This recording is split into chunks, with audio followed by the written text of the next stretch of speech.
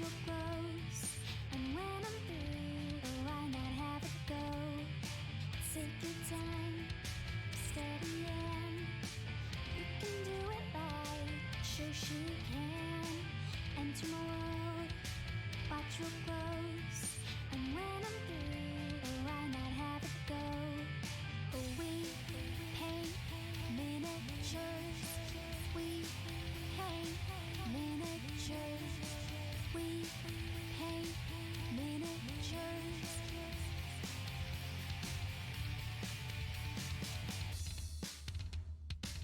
Turn on tuning in, hear what I say, but watch it real closely, enjoy your stay. You'll see me painting from up above, and if you like it, give it mad love. Take your time, steady and you can do it right. Shoshie can enter my world. Watch what grows, and when I'm through, why not have it go? Take your time, steady and you can do it right. Shoshie can enter my world. Watch what grows, and when I'm through, why not have it go? We paint miniatures.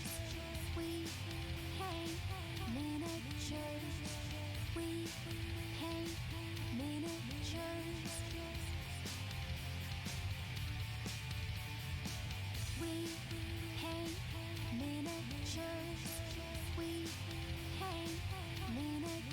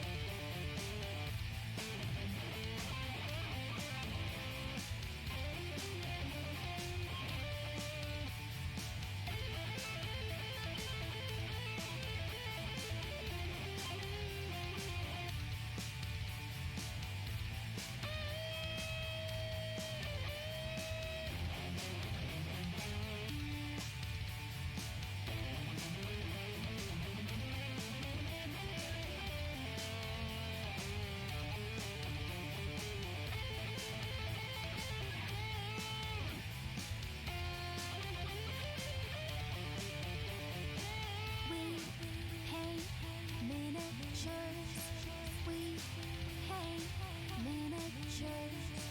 We paint miniatures. We paint miniatures.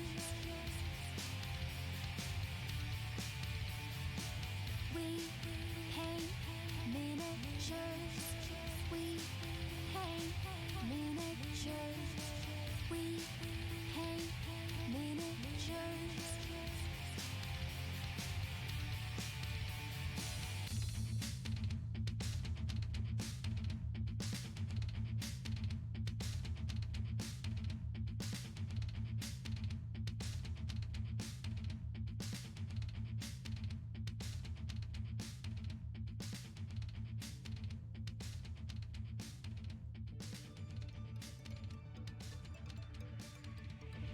Hello, it's Shoshie and it is Wednesday. Oh my gosh, it's been a minute since I streamed because I needed a little bit of a break and I'm really glad I took it and I'm glad to be back. So how's everybody doing? It's a Whip Trip Wednesday. Yay. Oh, we got a lot of people in chat, so I'm going to say hello. We got McClad, woot woot, Shoshie time. I almost call myself Shoshie. Rumble, good afternoon. Batalur. Benjamin's Prime, it's been too long since I heard you say you're taking off your glasses. Yeah, so I'll be taking off my glasses during this stream because we're painting. It's gonna be good. Batalur, let's see. Everybody's saying hello to each other in chat. It's so sweet. Jamie G, hello. Beef in the hole. Whoa, I haven't seen you in a while. That's awesome to see you here. Is that a banana with a booty? It's a guy. It's the top of a banana looking at a banana booty. I'm amazed that got okayed in Twitch. Brush, effing bum. Bum. It is a butt. We allow some butts on the stream.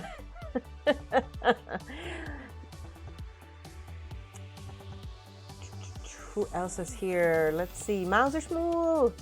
There you go. Hello, everybody. There's the Discord. Put your stuff in the Discord. I want to see. You guys have had lots of time to make stuff, and it does not have to be a miniature. If you have a hobby, if you made a pie, if you went on a walk and saw a cool bird, or you have a cute dog, or a cute cat, or a cute gecko, post it in the gallery so we can see and we can be entertained, and everybody can try to get out of this winter blah, because I have been in the winter blahs. That's why I'm painting the Scissor Knight tonight from Kingdom Death, because, or this afternoon rather, because I enjoy Kingdom Death so much. And I want to make sure that I have a good time. So let's go ahead and get started. So the first thing, I've already got him all put together, and we have a previous stream, I think, where we did that. And you can go back and watch that once it's uploaded on YouTube. Now take a peek. His ankles are pretty thin. Oh, it looks like, wait, is he stepping forward? He is. Okay, so this is the foot that gets the pin, because otherwise. And what I'm going to do, we just sprayed gold spray paint on a sequitur. What's a sequitur? Is it? It's not a non sequitur, is it? It would be your first. I don't know what a sequitur is. All right, glasses have to come off, because what I'm going to do here is I'm going to find the center of this, and I'm just going to do this with my X-Acto, where I'm going to kind of make a little pilot hole. See that? See, there's a little swarf, or whatever that's called. I can't remember what that's called. Swarf, I think it is.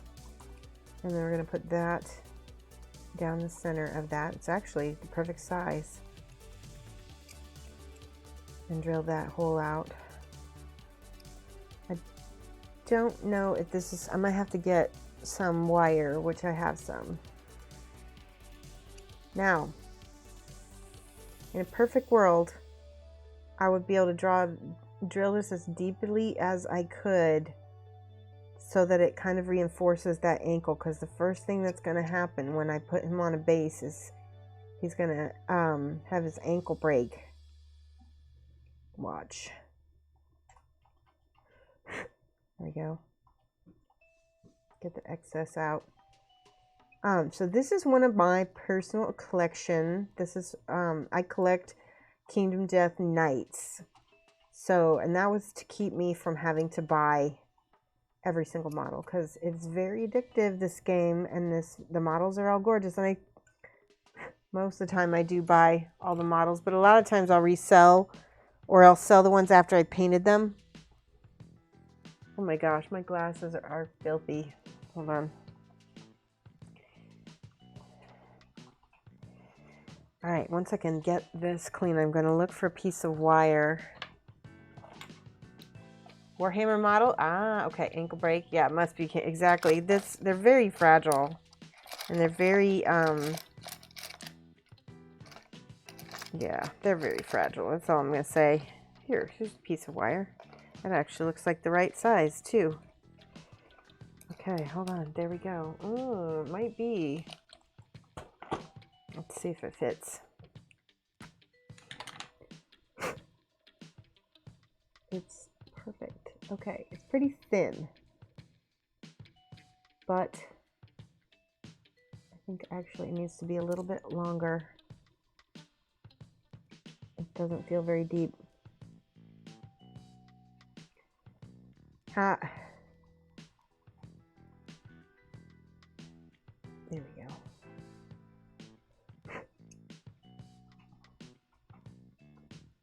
If you just put it back in and it's got all that schwarf, or whatever it's called, schwarf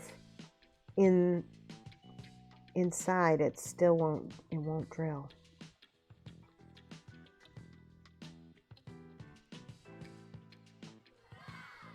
There we go. Oh, we got a subscriber. C.R. Pearson, how are you? Set that aside. I had a pen. Here it is. Thank you for the subscription. There we go. by the way, we are going to be doing a giveaway on the 16th. And I think at some point we're also going to do a giveaway of some Hanukkah Mensch socks. I think these are ladies' socks. So if you have a lady, I think they'll stretch though, unless you have a really big-footed guy. But if I would give these to a lady and tell her that she's a Mensch, and it's okay because Mensch is gender neutral-ish. In Yiddish it is, I think. You were already a subscriber. I'm not sure why it said I just subbed. Probably because it just rolled over. My guess. That's my guess. Sometimes it does that. If you have the, yeah, it's still awesome. All right, let's see if this fits. If you're already a sub, it just tells you every time your subscription renews. That way, if, like, God forbid you wanted to change it, you could. Because you'd know about it. Sometimes it's easy to forget about this. Oh, no. Yeah, I just drilled a little bit through the leg. So, we're just going to glue that in. And hope. So typical.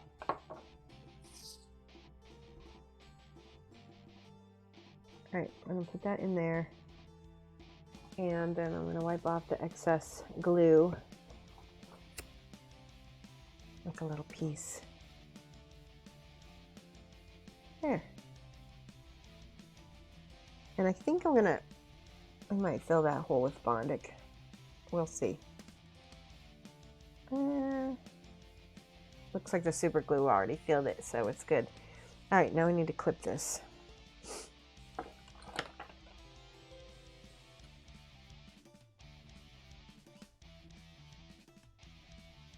Just want, oh, that might be too small. Poop. Well, let's just run with it. What can I do? What can I do? By the way, Bachelor, has your package arrived yet? Battle damage armor. Yeah, exactly. When you see a button, you just gotta push it. Melindy! Hi! It's so good to see you in chat. Hey! You saw nothing. Exactly.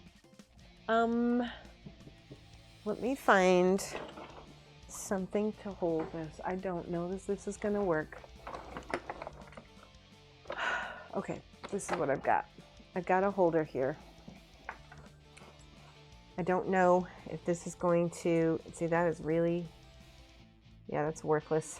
Oh man, so here's what I'm gonna do. We're gonna pull that back out. Pull it back out and try again. See if I can get it out. Oh. Why?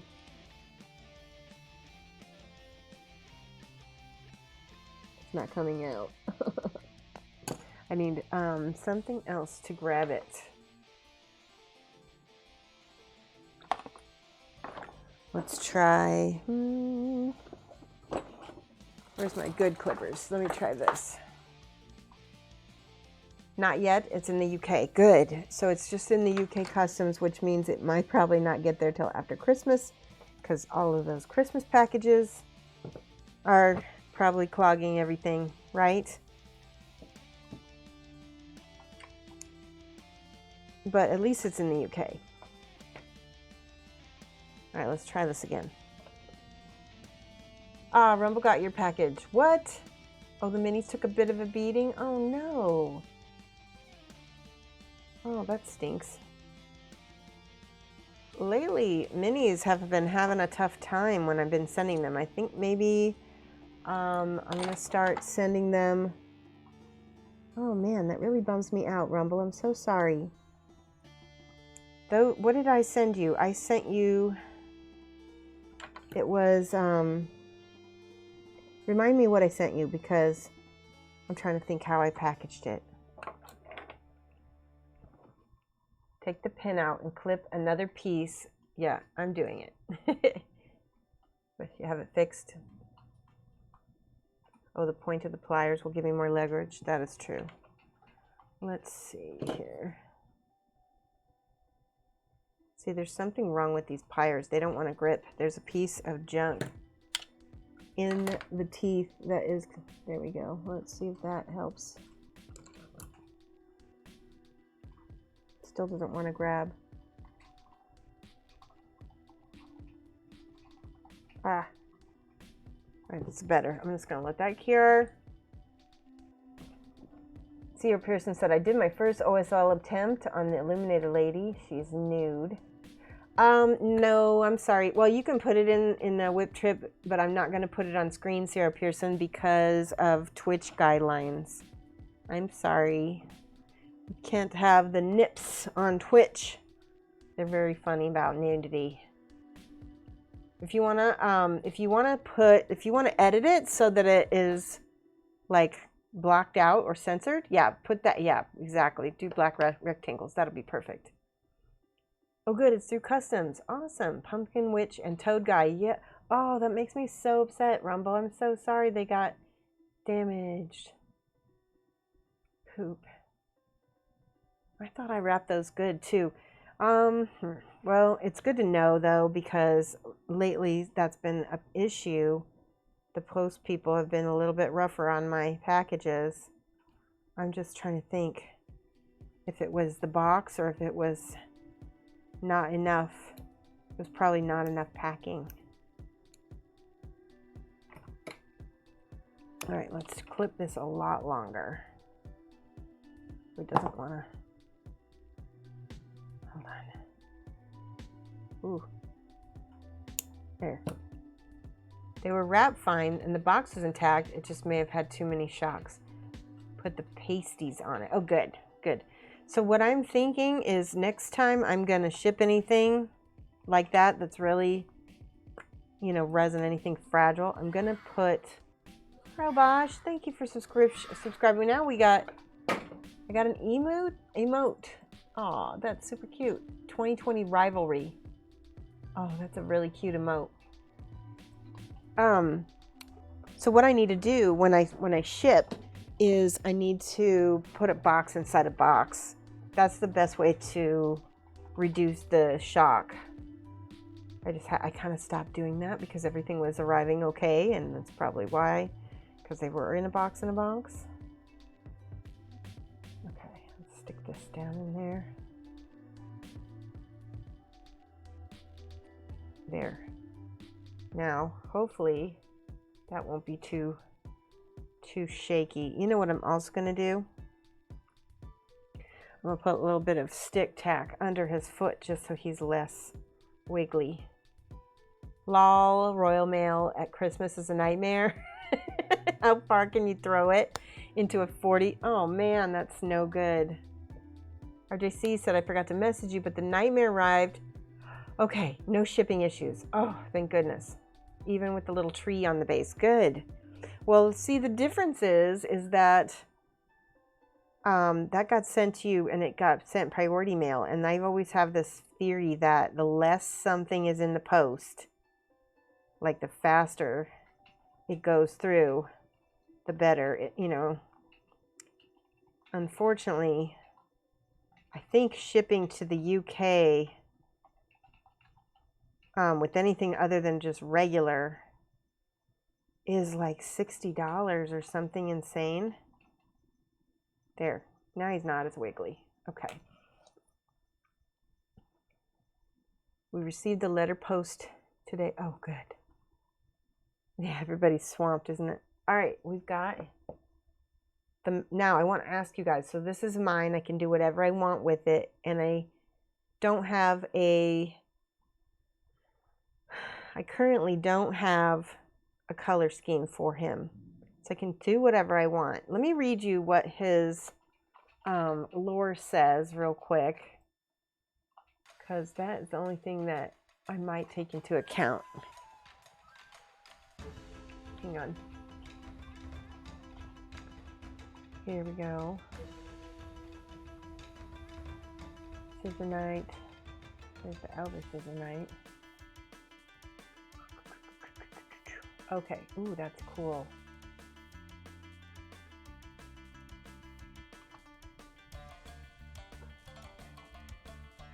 I really do love the knights so much.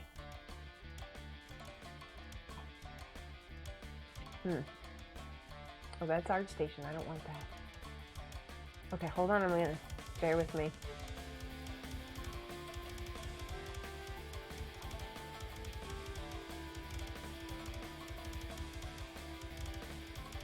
Here we go. Limited releases. This is where I needed to go. Scissor Knight. Let's see. Here we go. I found him. He's very limited. I believe they only made 500 of him. That's weird. Oh, that's weird. Okay. Cancel. For some reason, I have access to the wiki. How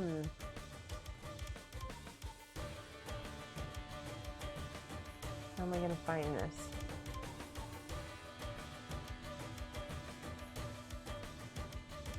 If anybody finds it before me, let me know.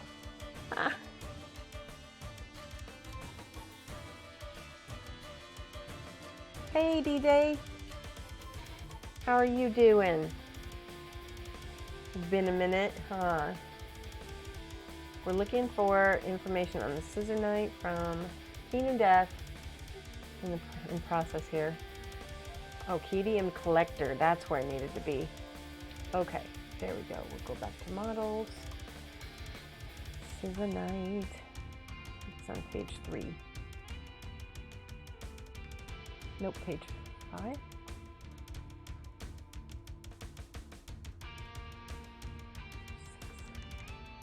There he is. Okay, found it. This is what his lore says. Deep within the murk and mucus of the cess pond, there is a broken knight. Blind and driven by waves of maniacal aggression, his large ancient scissors have thin biting edges. Stained with terra-ocular infection, I have no idea what that is. They are rumored to cause molecular mutations wherever the Scissor Knight decides to prune. Victims who are unlucky enough to survive a meeting with the Knight's shears suffer festering physical injuries arising from their unique psychic pain. Okay, so that gives us a little bit of idea. I'm thinking about painting him in non-metallic metal, but I want to get ideas from you guys. Let's look at this model again. Wait. Yeah, RJC just posted it. D-Day says, at awe of the size of this lad, absolute unit. What in the world are you painting, mate? Let's take. This is what we're painting. It's the Scissor Knight from Kingdom Death. He's 54 mil. He's big. So let me show you a Space Marine next to him. It's not too crazy busy. Not too crazy big. You know? Not too bad. Earth eye infection. Ah. Kara is related to the cornea. Earth eye infection. Huh. Terra-ocular. Earth eye. Okay. And it does say stained with the terra-ocular. Ooh, sounds gross. Yeah. Well, he doesn't have any vision. That's, oh, you know what I was kind of interested in doing? I was kind of interested in looking up some of the knights and things from Kingdom Hearts. Do you guys know about Kingdom Hearts? It was one of my favorite video games. And some of the colors in it are really gorgeous. He's a tin man. Perhaps a nice copper or watering green can, possibly. Is he tin though? Let's see. Does he say tin? We could make him tin. It said terra-ocular, but cara-ocular makes more sense, doesn't it? I guess. Infection, festering, mucus, murk. Sounds nurgly. It does. That is a good point. I don't know. Because I want him to be beautiful as well, because look at the back. Look at the sculpt of the back. It's very organic in a sense, like petals. in a general round way.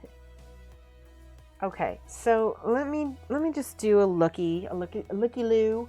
Is that what they say in Australia, looky-loo? I think they say it in the UK as well. Let me do a looky-loo on Kingdom Hearts Knights. Kingdom Hearts Knights. Heartless. Ooh, here's some cool ones. Yes. Images. We already know that Poots is highly, highly influenced by manga and by video games. And oh my gosh, I found something that looks like it's pretty similar. Oh my gosh. So the Master Armor from Kingdom Hearts. Let me see if I can show this to you guys. Check this out. Kind of like it.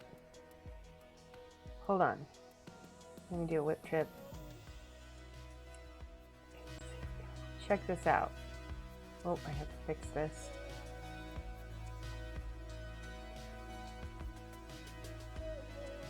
Here we go. Take a look at that. That could work with the silver and the gold, and there's some green in there too. It's got a nice. Let's see if I can adjust this real quick here. Let's do this.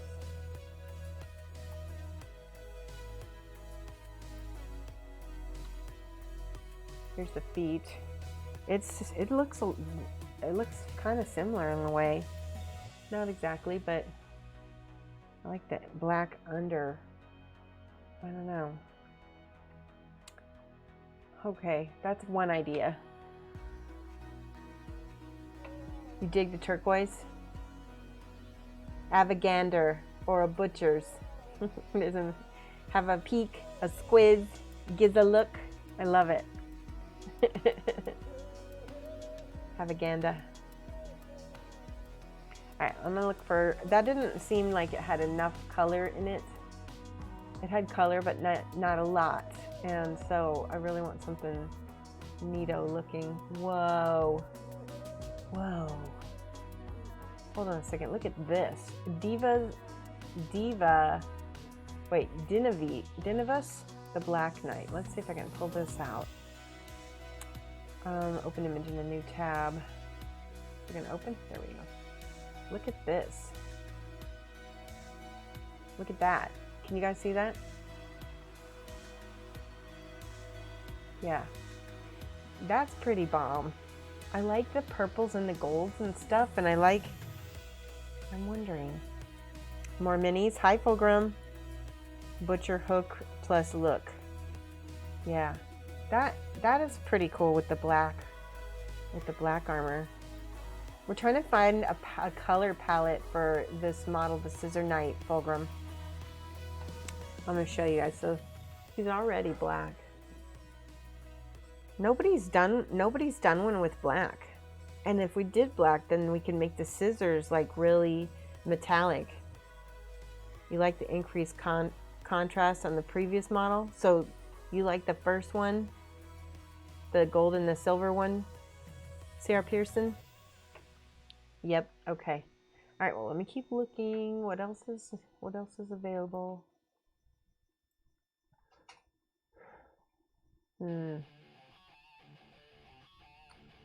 Well, the Heartless look like they are. Ooh, that one's cool too. There's some nice metal we can listen to. Let me see if I can just do Kingdom Hearts armor. There we go. Ooh, dude. That one is interesting. It's red and gold. It's like, yeah, I don't see it. I don't like it. You like the darker scheme? Could do fun metallic shears with some psychic effect. Yeah. His art card is completely black and white. Look. I will show you. Hold on. So this is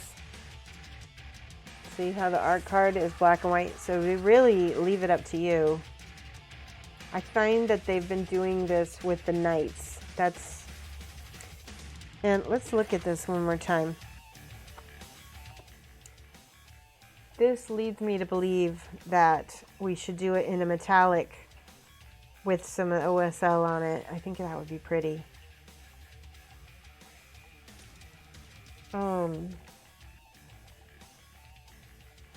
The dark black, blue, and purple psychic stuff is the Psylocke palette you were thinking of? Yeah. Program says, I'm just going to steal your paint knowledge, so whatever you like. What a sweetie. I like, look at this, how this has like a little bright spot right here.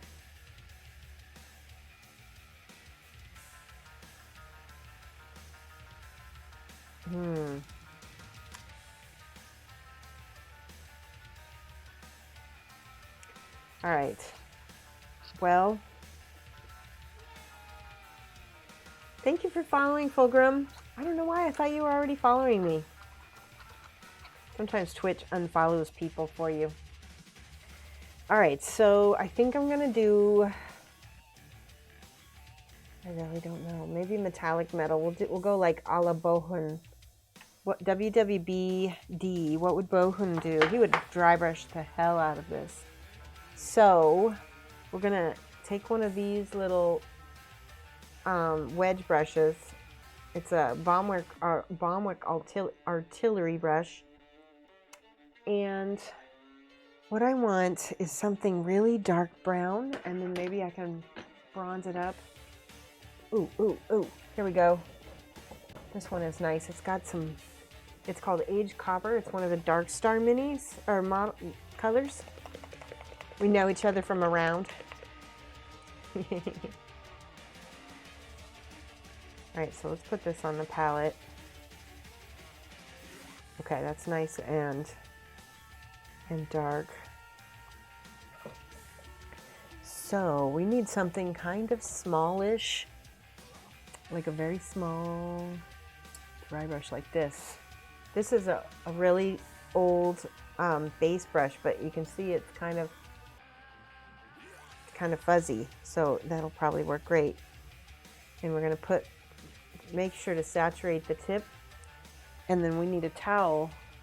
Now, hopefully I won't get too many fibers. I'm gonna wipe off a lot of this. And then let's just go to the knee.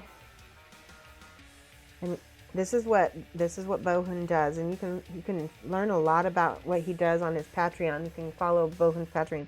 But he'll do this little kind of circular, it's called Scumbling in the art world. And you just do this little circular brushy like that. Okay. So we're just gonna do that and let the model,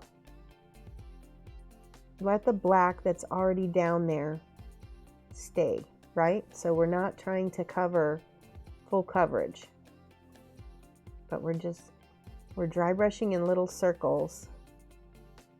And see how it's already starting to look kind of cool. And I love Bohun's dry brush. Look at how beautiful that is, and it's fast. That's what I also like about, we could probably get this done in one day.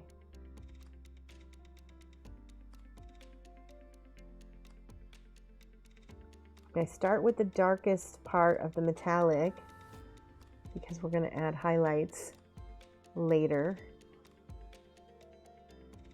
Add a little bit of paint to the brush and then wipe it back off.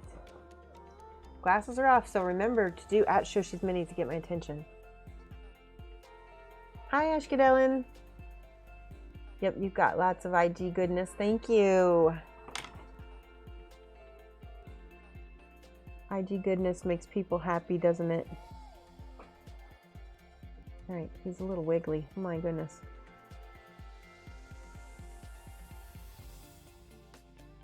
Now what's great about this technique is I'm seeing all of the tiny, he's got lots of little scuffs and marks already sculpted in that I'm going to go ahead and pick out when I get to it.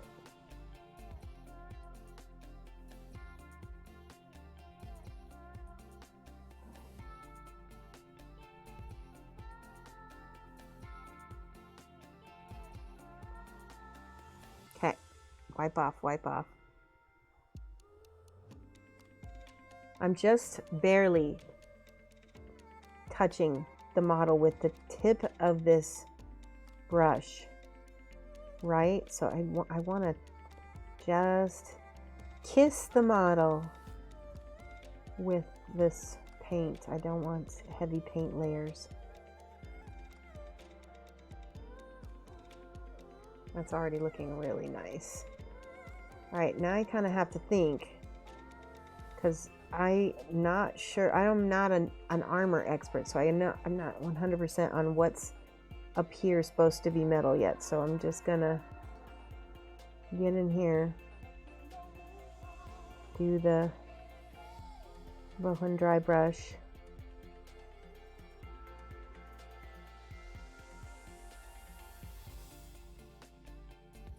I'm really liking that.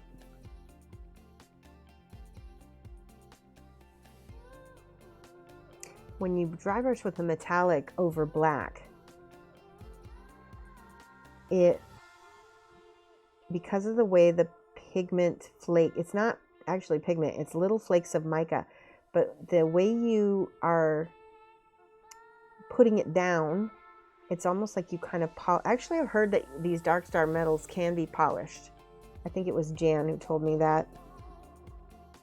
We'll have to see. I feel like that is a true thing. Wipe off half of it and then go back in and hit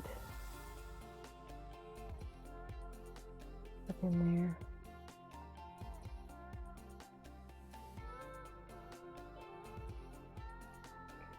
Looking good. Okay.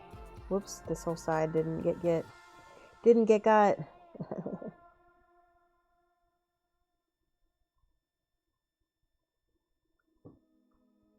Okay, because I am a little bit superstitious, I'm going to paint all the legs all at once before I go on to the rest, because I want to see if this is going to work how I want it to. Scumbling is a painting technique in which a layer of broken, speckled, or scratchy color is added over another color so that bits of the lower layer of the color is showing through the scumbling. The result gives a sense of depth and color variation in the area. Yes. Yes. You got the exact same quote. We have to give names to our... Fulgrim, this is not a have to thing. This is a... this is from the art world. It's already got a name. We didn't have to give it a name. I'm just giving you what the, art world calls that technique. Because, yeah. Mine are all named, please let this work this time. But there are actual techniques. Now, one of the things that many painters do is they don't look at the art world, or if they do, they borrow from it, but then don't credit, or they rebrand it and call it something else. And I'm not going to say who has done this, but you can look at, there's a couple techniques out there. There's at least 3 or 4 that I can think of people who have tried to rebrand an ancient technique that has been in the art world forever. And I always find that amusing. But there is nothing new in the art world anymore. Everything is derivative.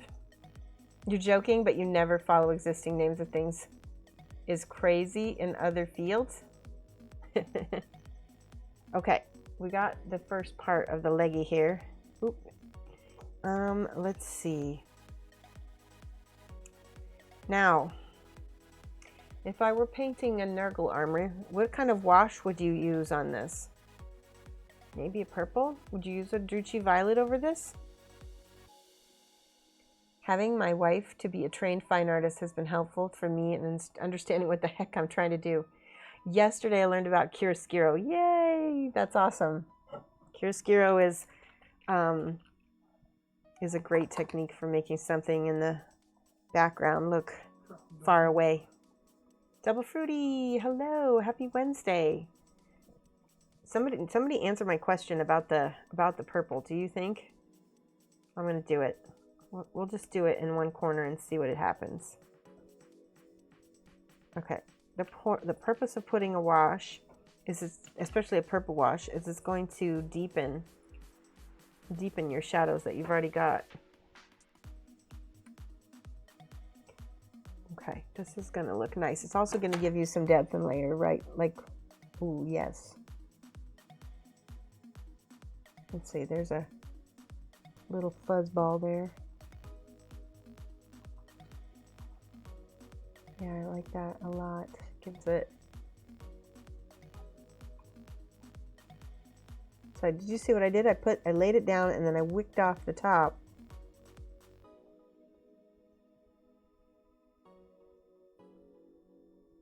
Just like that, so it stays in there. That's beautiful.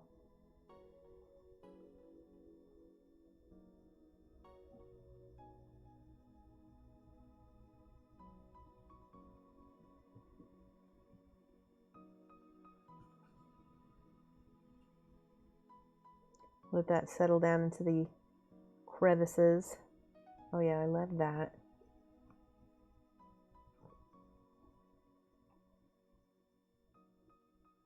I like to use a colored wash rather than Nuln Oil because, again, it's going to give you a little bit more interest.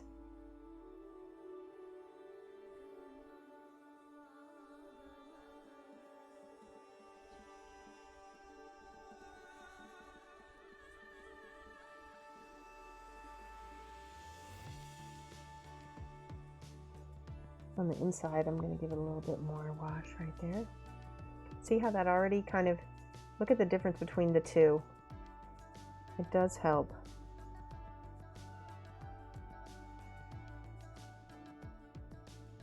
Yeah, I like that. Okay.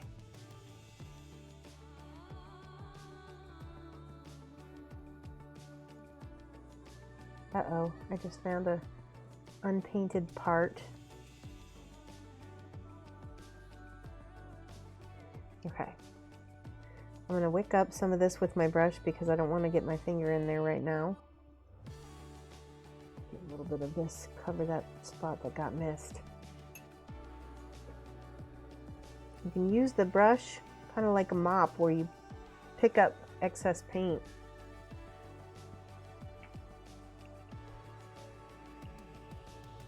To me, a little more subtle OSL makes for a more versatile miniature, but I'm new and almost certainly have no idea what I'm talking about. We're going to do OSL, but it's going to be at the top of the mini. You won't be able to see it until we get the legs done because I'm going to do the legs first.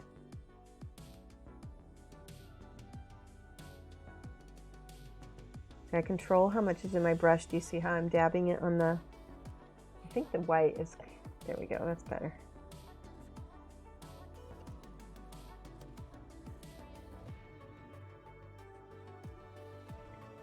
And I'm leaving quite a bit of wash right there because that whole part of that leg can be shadowed pretty nice.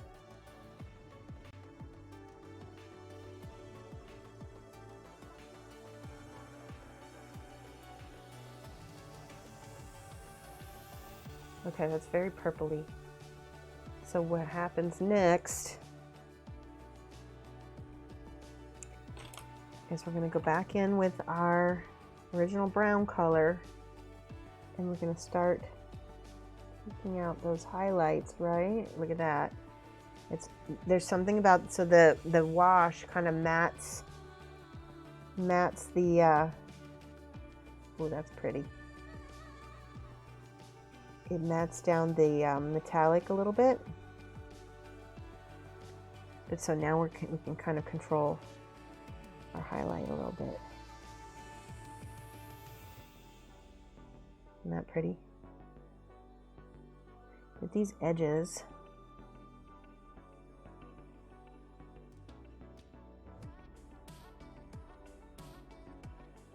I'm thinking about if I were light, how would I kind of dance down this model? Where would I, and I kind of have to look at where the overhead light is shining. Always the edges, right? Always the edges.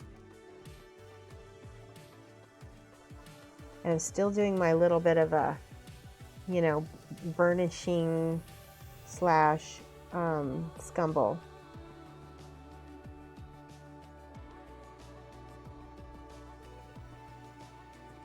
This little bit right here.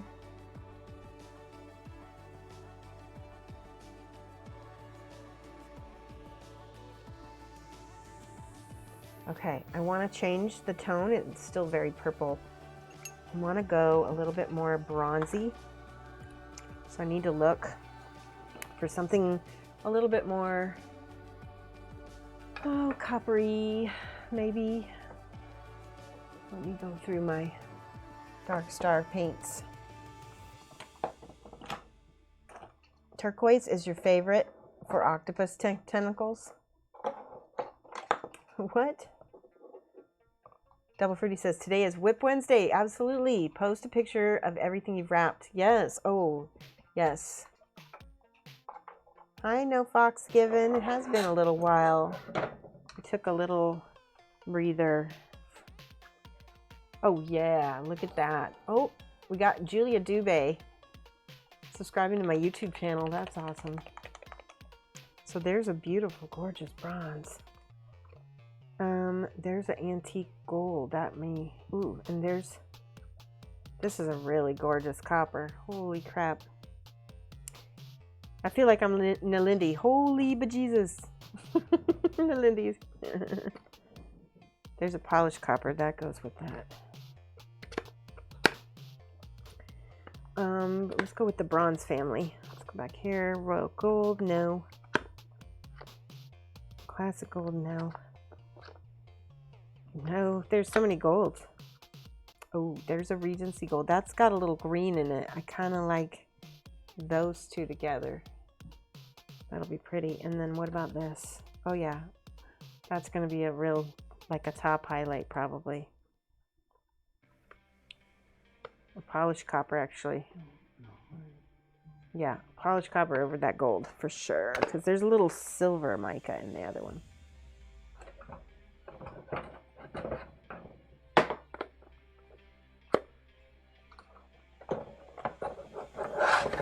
Okay, so back to my small brush. I'm going to see about this bronze. Give it a good shaky shake. RGC says, where do we post the whip? I actually have something close to finishing. Shoshie got me motivated.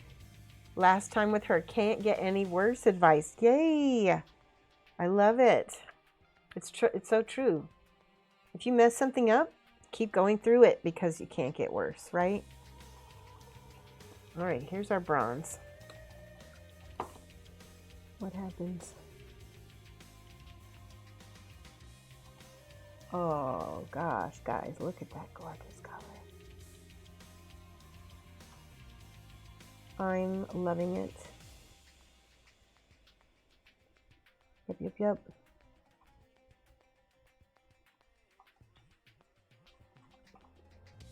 Notice I'm just putting just tiny small amounts of this. I'm leaving a lot of that brown underneath.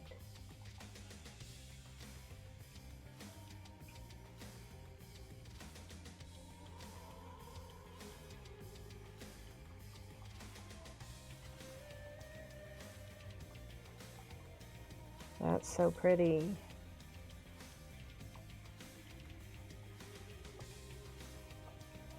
Changed it a lot, didn't it?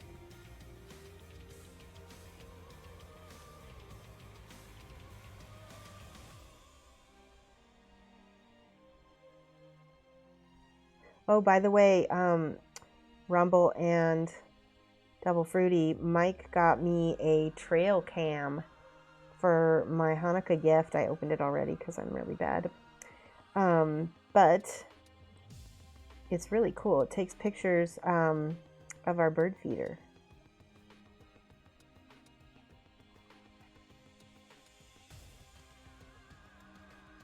Isn't that gorgeous?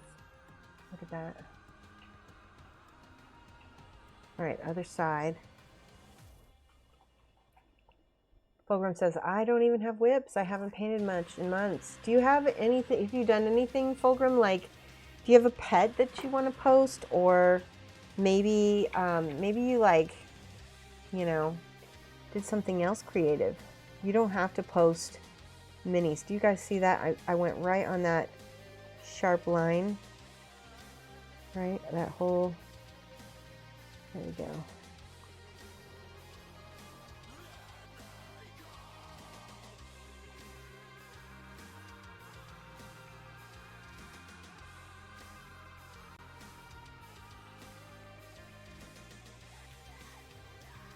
Lovely.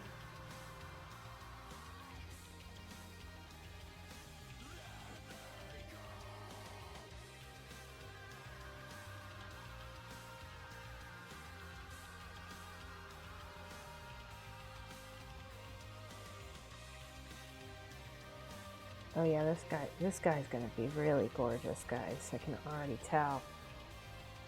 I like the kind of the darkness of his armor.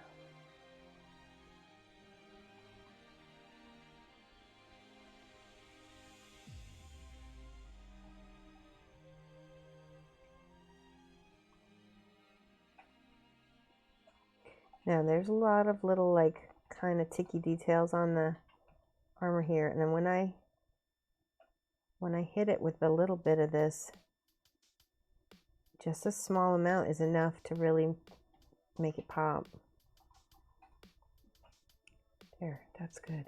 Let's look at the back of his leg real quick. Just I don't want to miss anything. Aha.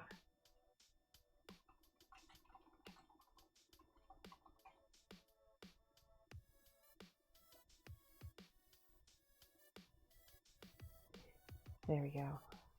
I'm thinking in terms of like the volumes, right? So like let's look at each of these volumes. This volume, first of all, we're going to go down that edge. We're going to get the highlights for the edges. There, and we're going to just follow it. Oh my gosh. So purple, and I guess what color would this be? It'd be like bronze, purple bronze, and what else? Like a deep turquoisey green maybe?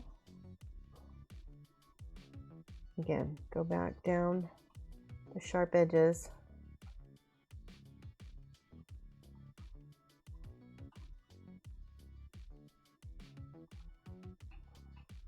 Now this volume here is almost like a sphere, so you're just going to hit that part right there like a little highlight. Now this piece goes back, but this side right here might have a little. Okay, look at this leg, how it is a cylinder, and we're gonna have it a little bit wider at the top and then narrow as it gets down to the bottom. I need a little bit more on my brush. There we go. Yeah.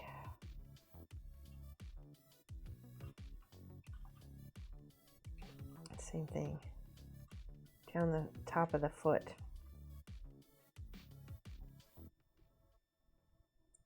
Whoopsie.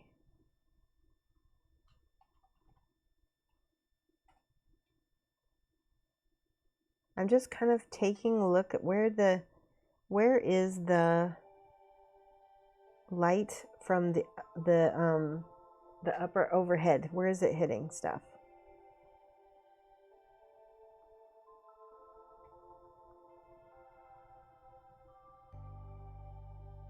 Need more paint. There we go.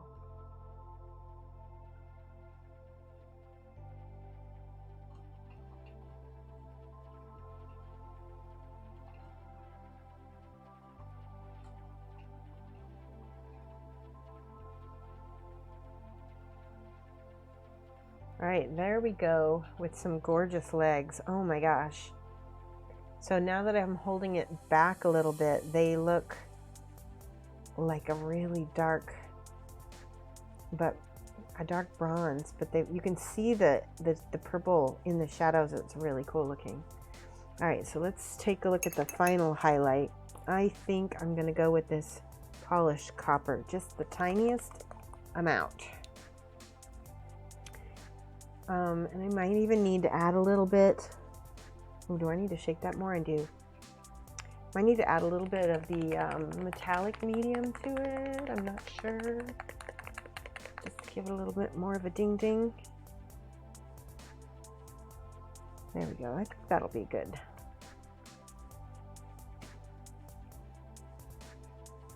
Can't wait for some beautiful pictures. I know we need to get it situated right because currently it takes kind of wonky pictures.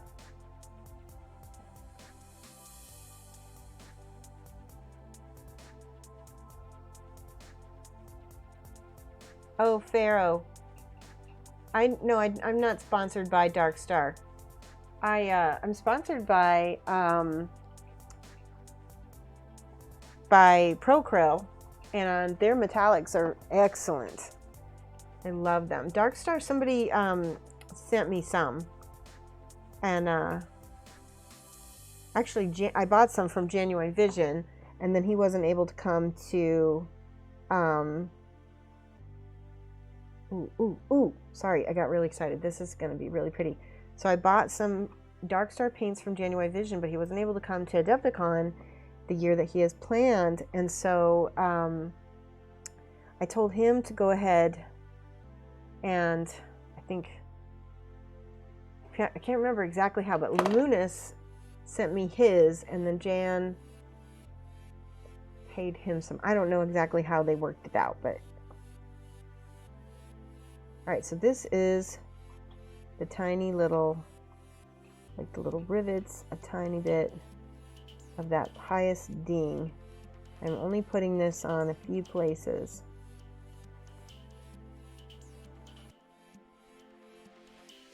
Like on the edges.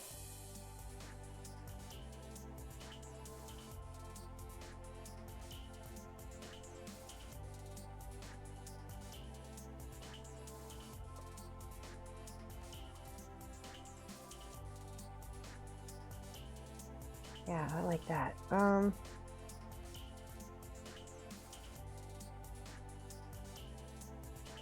I don't think it necessarily needs that little highlight. But it definitely looks good with it, so I'll go ahead and go with it.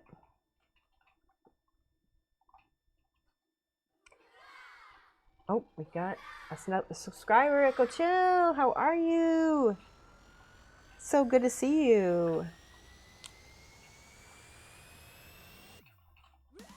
There we got some crazy metal music for you. Nope, no creativity for all that time. I completely understand, Fulgrim. You'll stop painting until you're inspired. Yeah, sometimes you got to do that. Have something else going on, like, you know, just veg.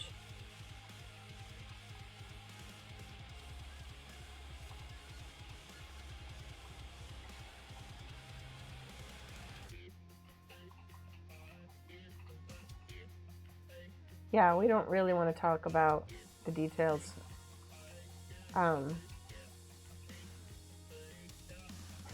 Pharaoh is funny.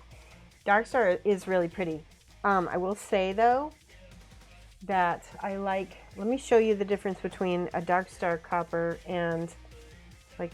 Okay, let's see. This is gold. So bronze is. You can see a little bit of the metallic flakes, a little bit. This is Dark Star. Okay. I'm going to show you. I'm going to shake this. I'm going to show you the Procryl I love as well. Ooh, that needs to be shaken a little bit more. All metallics settle to the bottom because they're not made with pigments. They're made with mica. Mica and pigment, but still. Okay, and then this is, look at the difference. Look at the difference. You can't really, it's hard to see. But look at how slick that is. In fact, I want to use a little bit of this copper. Ooh, yeah, I love that on the rivets. It's just different enough of a color. Stands out.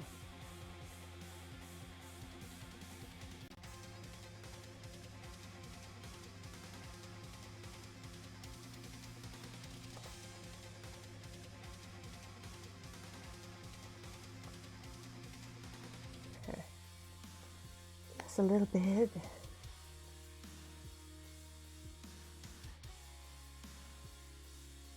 Ooh.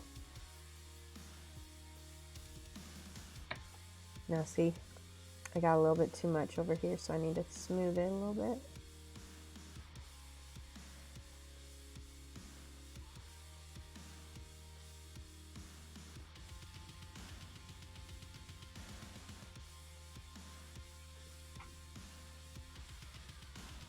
Nice, okay.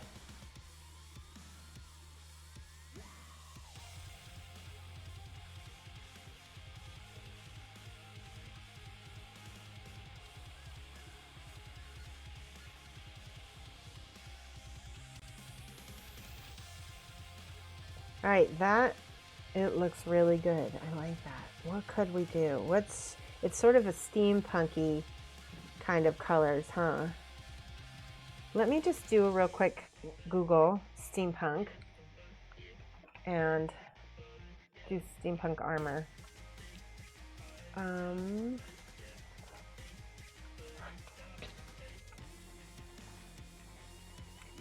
Steampunk armor.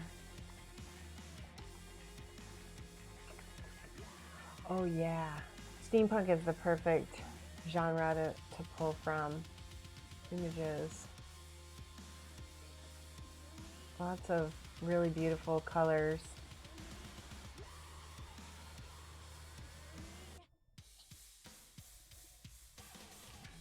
Here we go. Nope.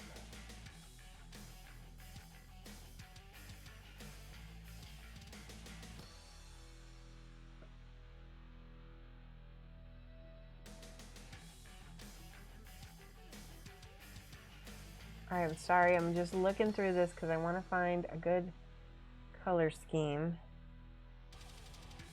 I think whites and browns, maybe. Yellow? No.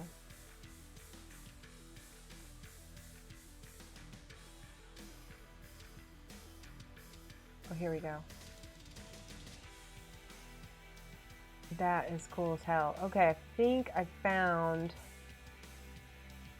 a good stock image. Hard to read. Let's go back. Oops. Open image in a new tab. There we go. Okay, take a look at this. There's a little green, there's black, there's browns. Ooh, it's more bronzy though. Never mind. Sorry, I'm switching gears. Clockwork Armor. Okay, let me look at Clockwork Armor. That's a good one.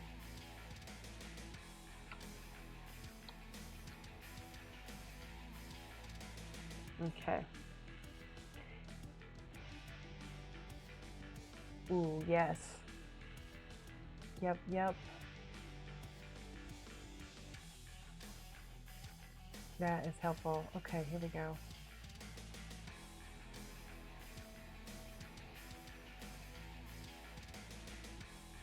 So there's not a lot of color differentiation in Clockwork Armor. It's a lot the same. But that's okay. We're gonna keep working with it. Let's see.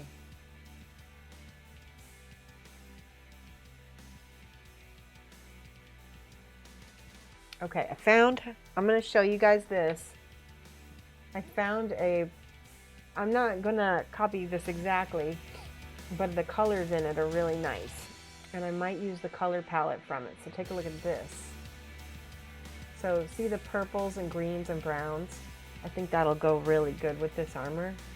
Like that really dark, sagey green for his cloth especially. I'm looking at it. And then the back will go with that purple that's on his cloak. Or maybe the reddish purple that's on his pants. I don't know. I like it though. All right, that's my color. Let's see if I can pull that out and print that. You guys have seen me do this where I will find an image and I'll use the colors from it in order to help me make a palette so I'm not making it up from scratch. Okay, hold on, I gotta print this. There we go, print. Yeah, purples. I like it. Purples and greens. It's gonna be nice. Yeah, he's tooled up. He is. He's got lots of belts. What is he? He's like a cleric almost. I would say he's a cleric for sure. He's got a wrench though. Interesting. Clockwork cleric. That's it. All right, I'll be right back. I'm gonna go grab. Here we go. Okay, I'll be right back.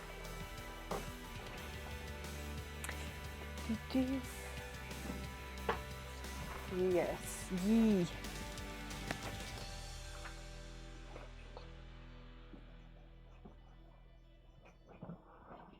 Okay, check this out. Here we go. That's going to be my color schemes. So that's pretty easy. We can even, I like that. There's a lot of colors. There's black with a little gray. There's this purple, but look at, even in the cloak here on the side here, there's that reddish bouncing from the leg. Looks really good. There's a little bit of blue. And the sage green is, there's two colors of green. There's a dark green and a lighter green.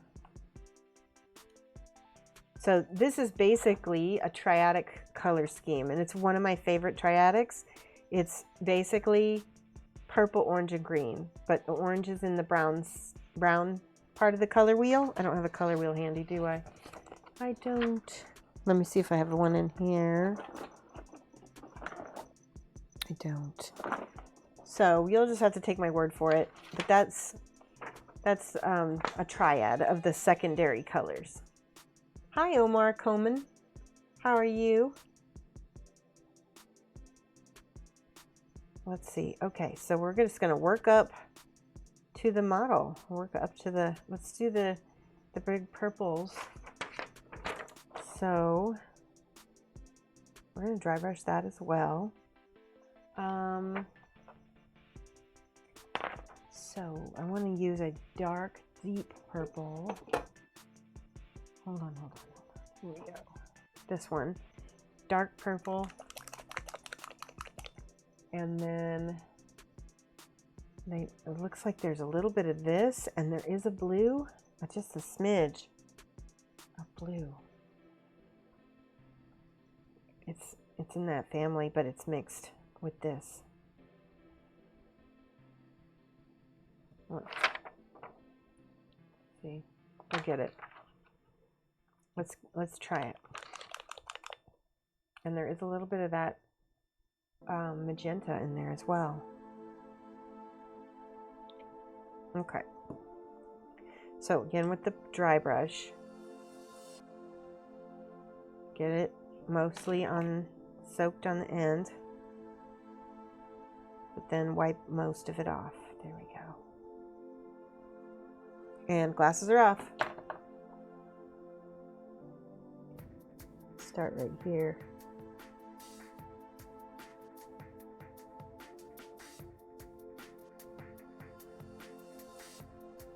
And again, if I let some of that black dominate in the shadows, it'll look good.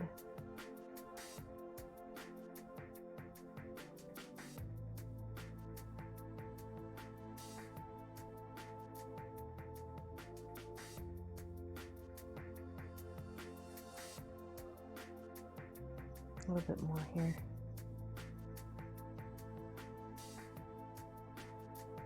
You can see I got some of that copper on the, so I'm gonna have to try to cover that up.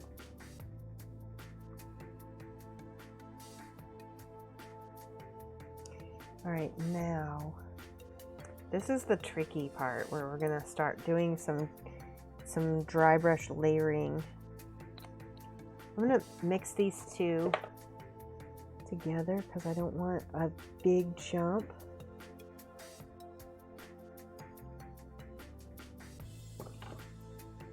Let's see this.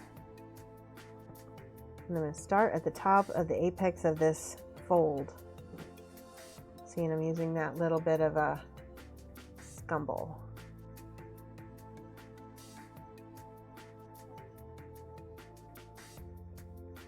And I can add a little bit more of this pinkish color to it each time.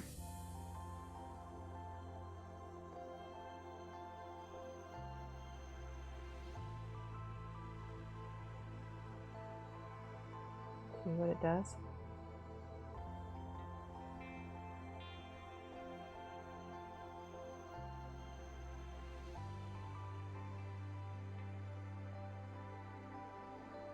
So far, so good. Let's go back. And there's these. I'm gonna make sure that that is, like I said, we're barely touching the brush to the model here.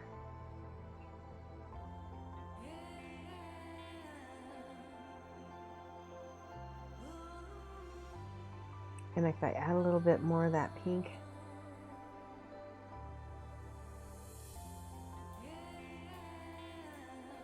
let's just do straight pink and see what happens.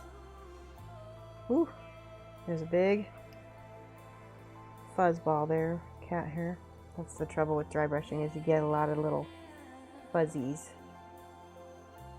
There, look at that, see that? It's a little bit lighter, and then what's going to happen is, so we're going to get a texture. The lighter we go, we're going to get more of a texture.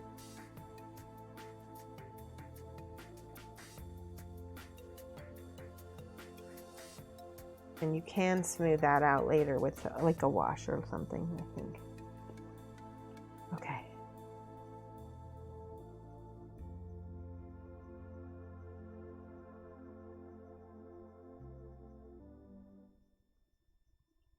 This is what Bohan does. He does like a lot of dry brush, just like this.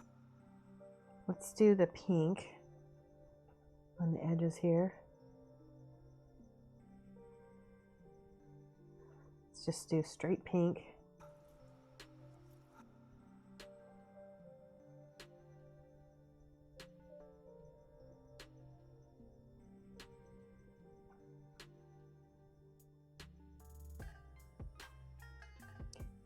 Don't let anybody tell you that dry brush is just a beginner technique.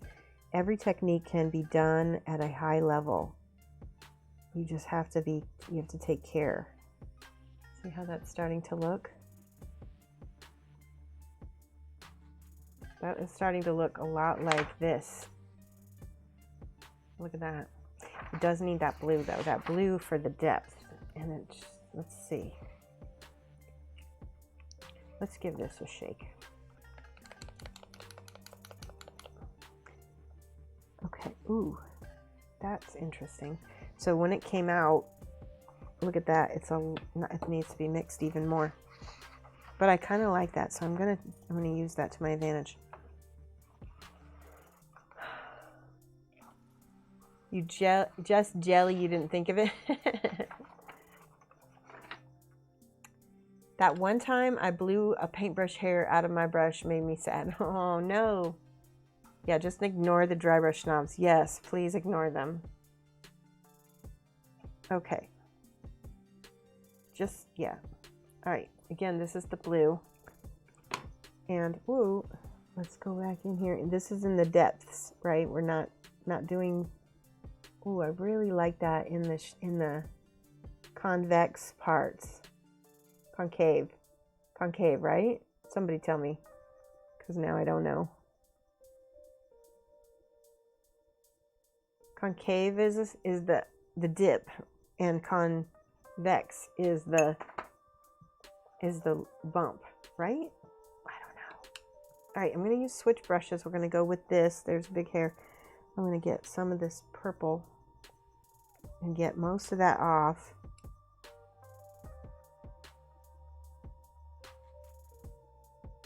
Go back over that blue.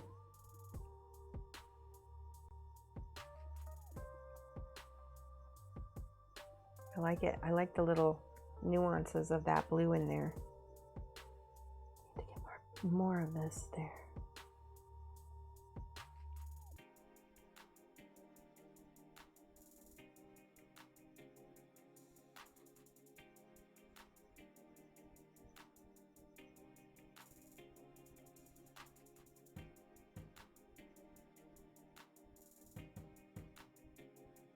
Let's get some of this on the side here. Whoops. Sometimes it doesn't seem like you're doing anything, so there we go. That looks really pretty to me. It's not as smooth yet as I'd like, so I'm going to take it back down in color with the darker. Yeah. And that kind of blended it in, didn't it?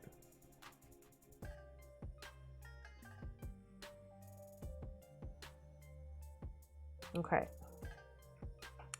There's not a lot of contrast, so what comes next? No, I think it needs that magenta. Let me look at this.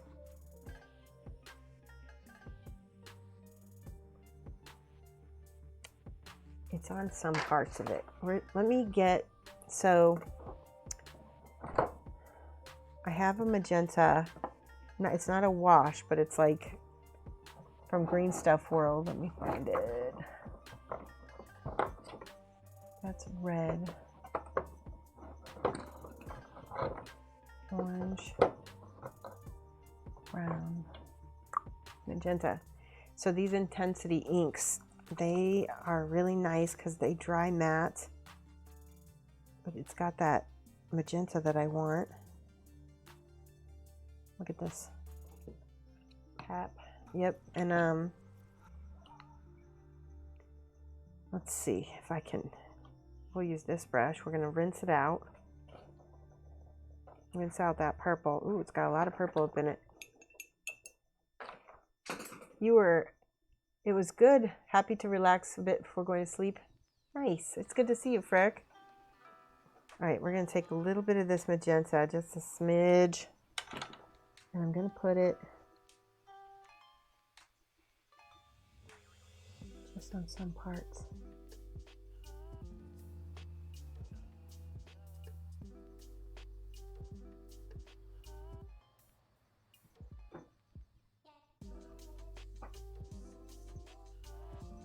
See, I think we used it to get back some of our contrast. Let me get a smaller brush. I think I just dropped my brush on the floor. 1 second. That was one of my brushes. Hello, Lady Bee.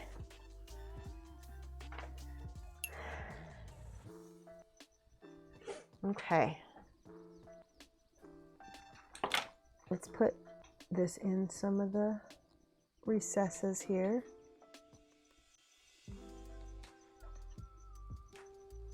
And I'm hoping it doesn't dry too shiny. Oh, it's got a little, shoot. It's got a little metallic in it. Man, that's what I didn't want. Hold on, I gotta rinse this brush better. There's a danger to using the same brush that you used the metallic with, which is what I just experienced. Some of the little flakes just came off onto my model because I was previously using it for metallics.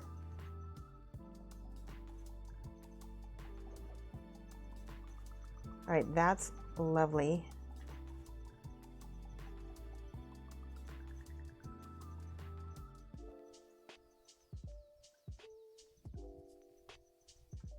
I like that a lot. I do think we need to get back into the blue though. Let's see what happens. Woo, that's bright.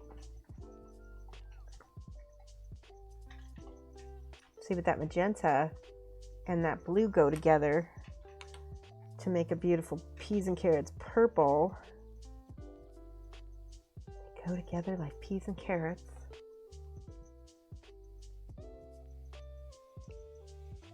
A little bit more blue up here to hide some of this metallic flake I got up. There we go.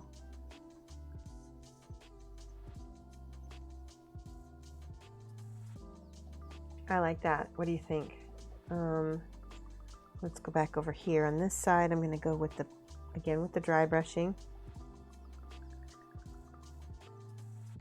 And again, I'm not trying to hit every single part of it. This is going to be tricky, especially because the leg is kind of in the way.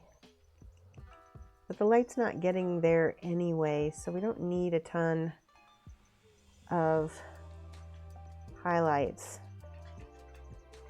Just a little bit. Oh yeah, look at that beautiful color right there.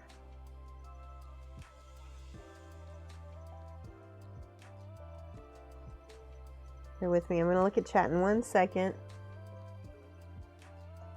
Oh, I love that. So pretty. Okay.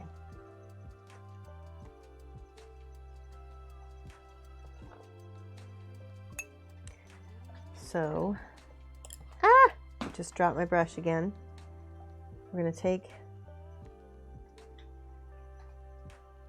these and let those be little buttons.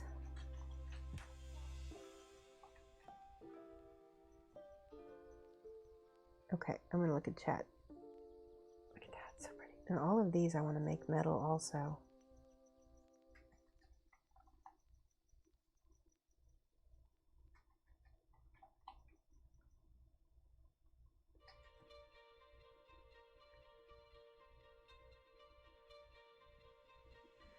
Oh, that's pretty. Hope you're doing better today. Yeah, so I have seasonal affective disorder, and my body just doesn't make that. It's difficult for it to make vitamin D because I am fair-skinned.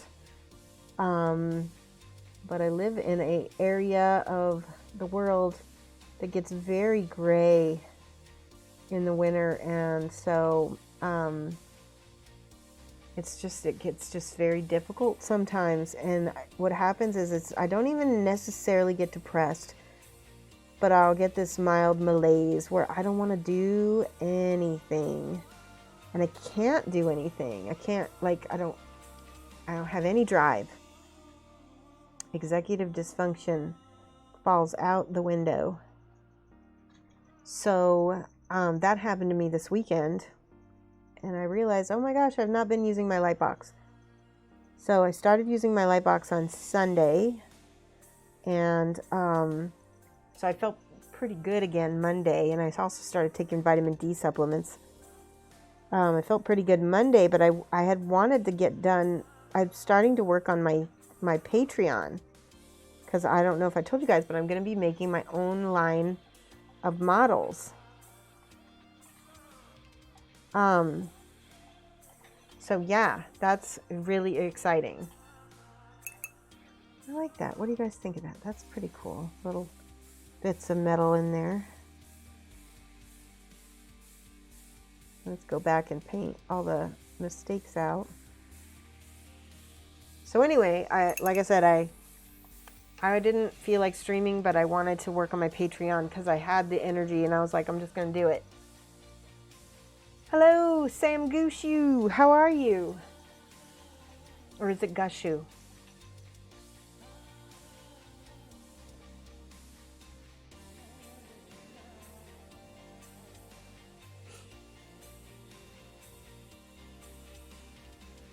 Yay, bataphobe. Okay, I dropped my brush again on the floor. Hold on a second. This is just one of those days. Okay. Real quick, I'm going to go in and fix these little minor mistakes. By the way, guys, this is Mike's birthday week. So if you want to say happy birthday to Mike, this is the week to do it.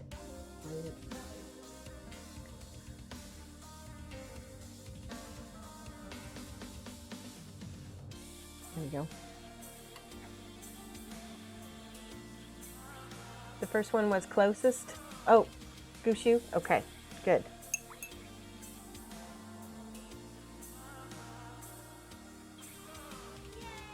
Lady B says, happy birthday, Mr. Mike. Thank you for following, Sam. I appreciate that.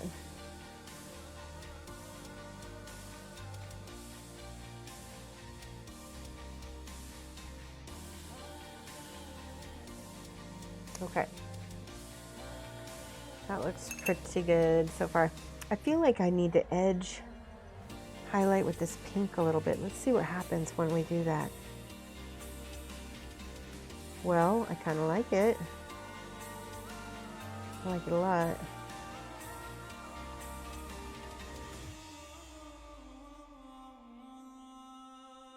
Okay, we're going to edge highlight that whole little skirty thing.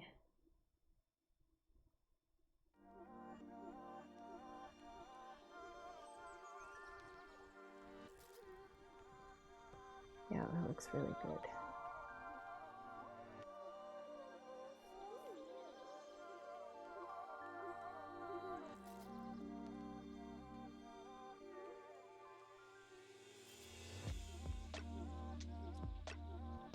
I'm going to go on the edges of each one of these, one by one. Uh-oh, I just found another mistake. Let's try it.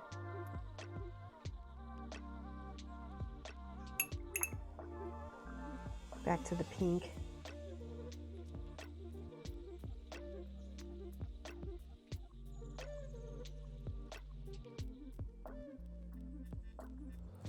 Hanukkah is tomorrow night. I'm excited. I'm going to make latkes. Let me see some emotes if you want me to post latke pictures on my social media.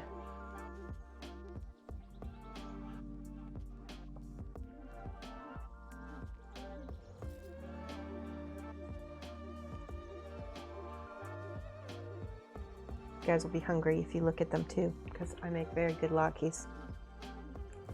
Lady B says, I can't remember if you do paint. No, I think double fruity is more.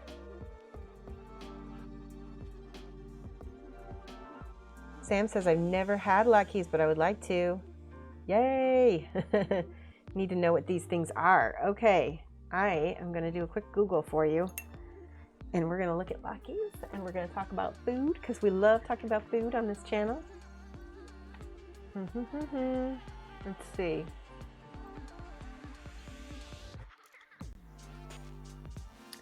Potato latkes. Here we go. So almost every European country has a version of this. It's a very, okay, take a look at this. I would say almost every European country has a version of this. It may not be called a latke, but you'll recognize it as soon as you see it. Take a look at that. So, oh my gosh, I'm making myself very hungry. The traditional kosher latkes, this right here looks the most like mine. Let me show you. That looks the most like mine with the crispy little bits on the side. They're similar. They're not a potato pancake though, Lady B. So don't ever call them a potato pancake. Sometimes there's a little like yeast in them, and so they kind of get a little poofy a little bit. Yeah, sour cream, little applesauce. I like to put both on them. So backstory, what would Hanukkah be without a heaping platter of traditional potato latkes? I, for one, couldn't imagine it. And just as I sat down to input this recipe, I couldn't remember the time without latkes in our family's Hanukkah tradition. So there's a whole backstory. If you want to go to the recipe, it's jewishkitchen.com/traditional-potato/latkes. And so yeah, so 6 potatoes, a medium onion peeled, 2 large eggs. I don't put flour in mine, but I put potato starch. I use the potato starch from the potatoes. I think I do use a little bit of gluten-free flour. So canola oil, vegetable oil, kosher salt, pepper, sour cream, applesauce, or a little dill, maybe. Anyway, super, super yummy. Yummy, yummy, yummy.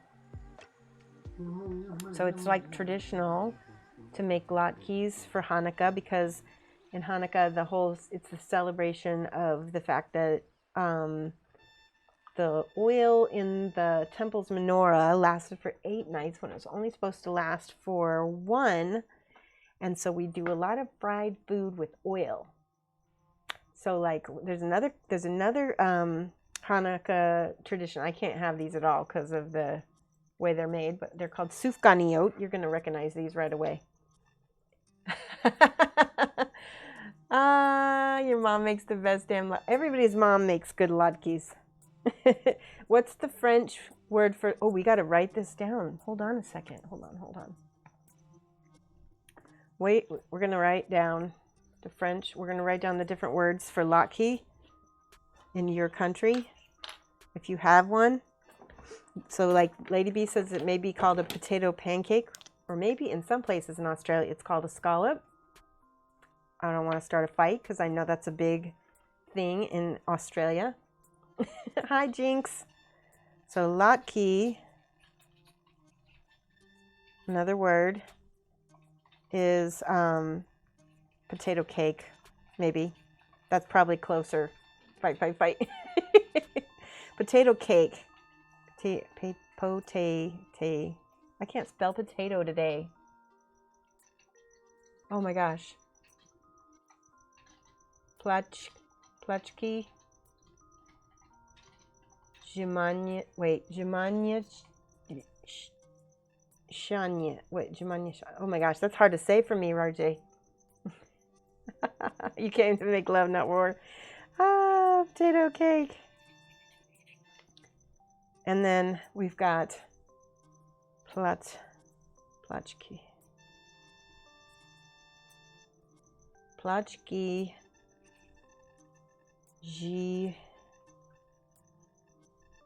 Nyanya. Ooh, I'm gonna butcher that. Jmianya. Potato. Scottish would be tatty scone. Oh, I love it. Tatty scone. That's adorable.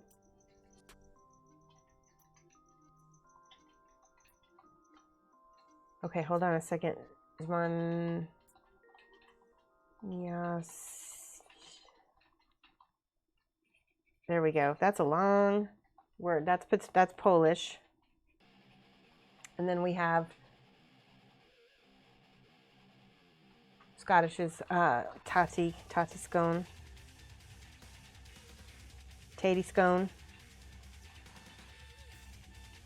Love it. Portuguese, bolo de batata. Oh, I love it. Batata, does that mean potato in Portuguese? Batata. Bolo de batata. I love it. Portuguese is such a beautiful, like, I don't know how to describe it, but like there are certain languages and certain, like when I hear an Australian accent, it's like I can feel it in my body. It's crazy. It's like might be some kind of sin. There's a word for it when you like feel words, but Portuguese is one of those languages that I feel. It's weird. And it feels juicy. Portuguese is juicy.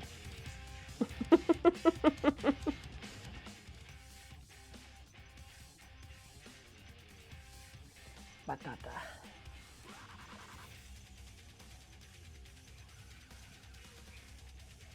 Yeah, me too. I love languages as well. You love how good the stream is with music? Sam, we bought all this music. We paid artists to give us the rights, and we had this music specifically made for this channel. So you'll never hear this music anywhere else. And it is nice. It's good. Yes, I do, Lady B. I have an ASMR thing. I do. I can watch those videos and get the tingles. It's weird. It's weird.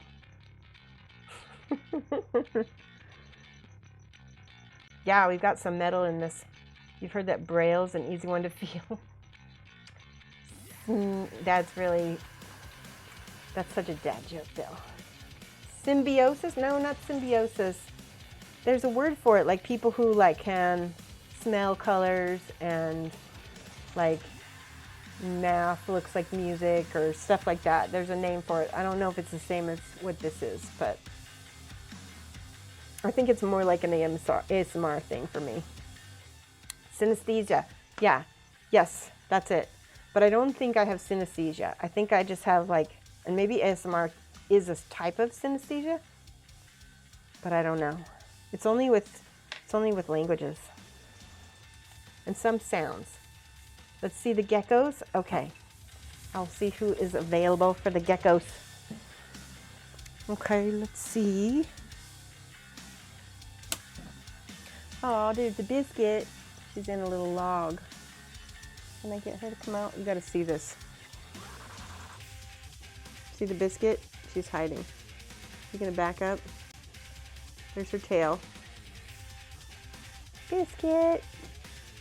I need to put more, there's Peppercorn. Hopefully Peppercorn's not too grumpy. They're kind of in a mode where they're sleeping a lot these days. There's Peppercorn, and I need to put some more water in their tank so they're not so dry. There's Peppercorn. Such a sweet girl. So I have two African fat-tailed geckos, and this is Peppercorn. The other one is Ginger Biscuit.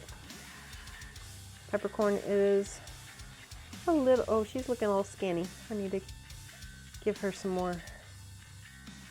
Look at that. Geckos, we have two. See this tail? Probably could be a little bit more chunky. She's okay though.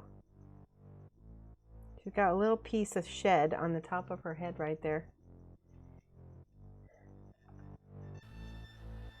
I don't know how they eat their shed. Yeah, they eat their own shed. When they shed it, they eat, so that way it keeps predators from finding them. Small shed, yes. She does a blep and a mlem. Shed her shed, but she's gonna eat all her shed. There's a blep. See, did you see the blep? He's tasting me. Blep. I don't think so, Sam. I think they just... Do they store most of their... Yeah, most of their energy is stored in their tail. Peppercorn is a year younger and a little bit smaller than Biscuit. There we go. And Peppercorn is what normally these look, this is what a normal gecko looks like in the wild, and Ginger Biscuit is a morph that was bred to be amelanistic, so she is more squinty and more sensitive to the light. You like those names? They like tasty. She's like, no, get away, person. They're not really like cuddly pets, but they are very sweet. I mean, if you're gonna have a sweet lizard, it's probably gonna be a fat tail. They're not grumpy like the leopard geckos are their cousins, and they are a little bit more grouchy. Hi, T-Speaks. Thank you. Let's everybody take a drink. Do a stretch break. We're gonna do a stretch break as well, but I'm gonna go ahead and... Aloo pakora would be the Hindu. Oh yeah, aloo. Yeah, let me write that down.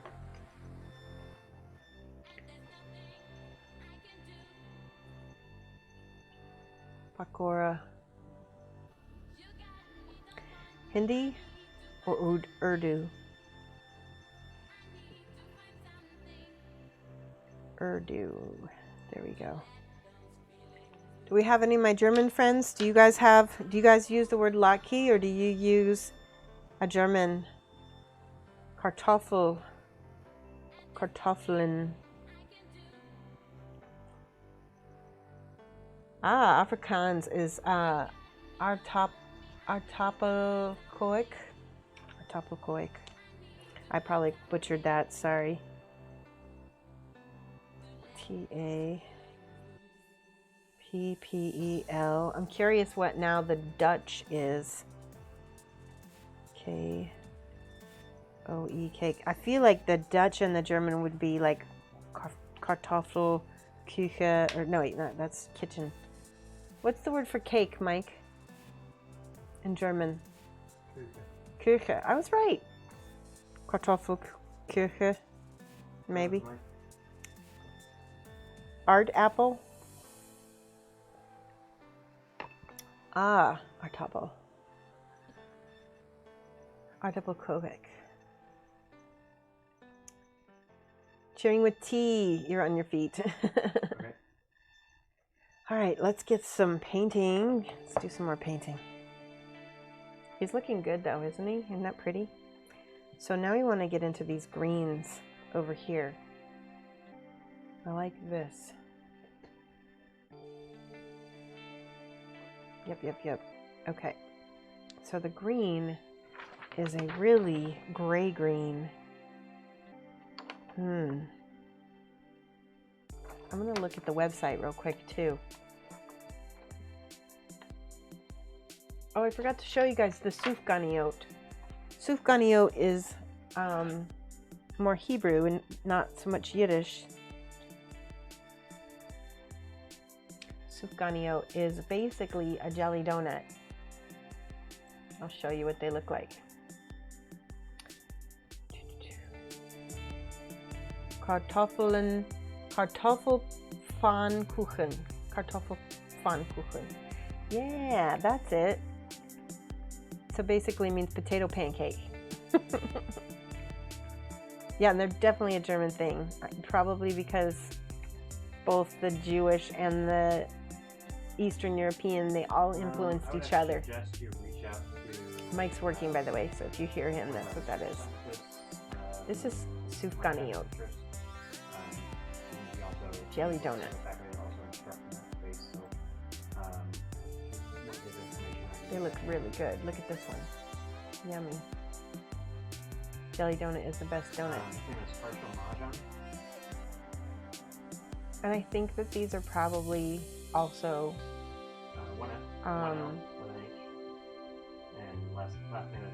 European influenced. And it's email address with Mahjong 6 that no one that you need. Okay. Phone number 217-300-701. Yeah, Pushki. They're very similar, aren't they? Let me write Pushki down. It's an A with a little squiggle on the end. I don't know how to do that. C's K Z K. Ah, I'm gonna mess it up. P A with a little squiggle. Dolce de leche. That sounds good. Did somebody put any dulce de leche in the chat? Pushki. And then some people call them, they have the cream in them, Bavarian donuts. Although I don't know if Bavaria has anything to do with it. Isn't a Berliner also a jelly donut? Alright, so let's get this black green. And I have another green somewhere as well. Here it is. Those two, one is more, like I said, black green. One is, we'll use one to highlight the other.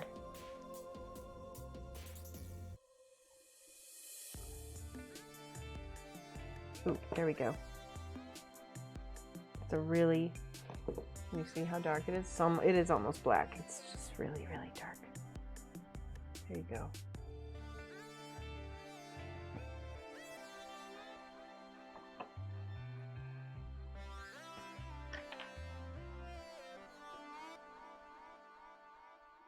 Get a little bit of that.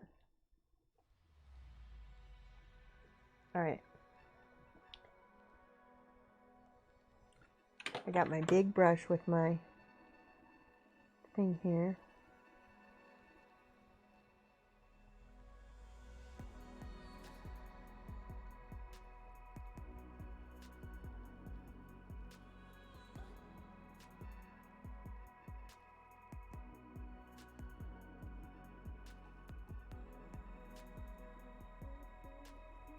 That already looks good.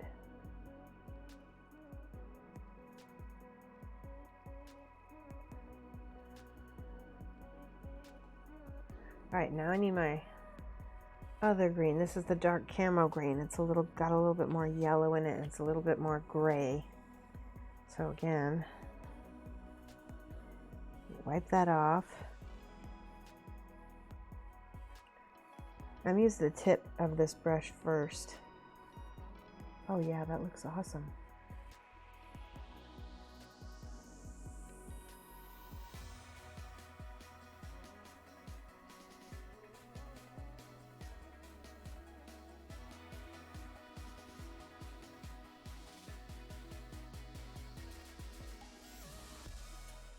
Now I need to go up in vibrancy a little bit. Let me look at my greens again. It's actually almost a brown. Let's see. Here we go. We're gonna mix this dark golden brown with this green to try to get a highlight color.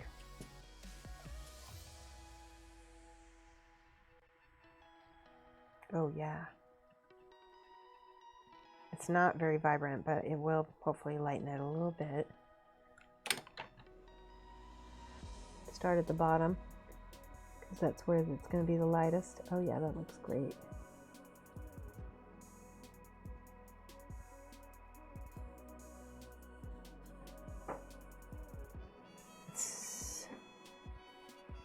So this is one of those points where I think I'm going to need to go 2 steps up and 1 step down. So this is really bright, but what I'll do is I will dry brush it down. I've got my very, very bright green. I've got a little bit of that color that's still in there. And so it won't come off super, super. Oh yeah, that's very, very pretty. Grab a little bit more of that green. Dry brush it off.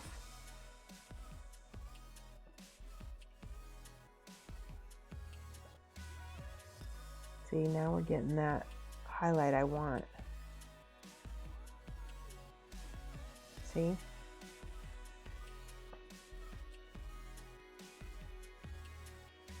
And then I'm going to edge highlight with my brush here with the bright green.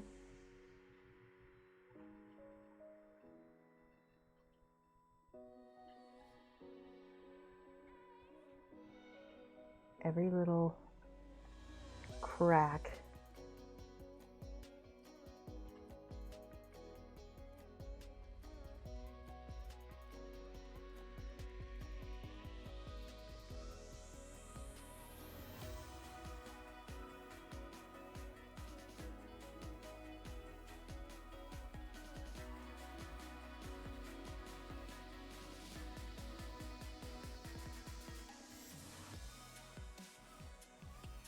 Okay, see how I'm hitting the very, very top of the highlights with this bright green. But because there's so little of it, it doesn't read as that bright green. It just reads as a highlight for the darker green.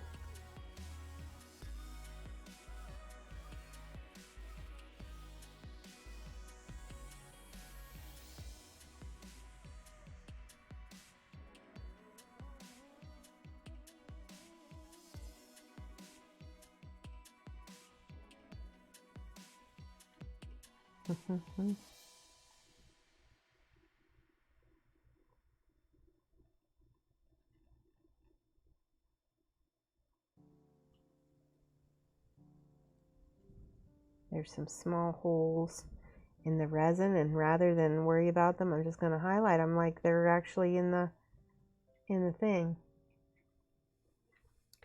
All right, so I'm going to let that dry, and then I'm going to take a thin amount of this and see what happens when I just dry brush it back over that a little bit to knock it back down. I like it. Do you guys think it needs to come up in value? you think it's a little low contrast? I think I also want to paint these stitches a different color. What happens if we go purple with the stitches?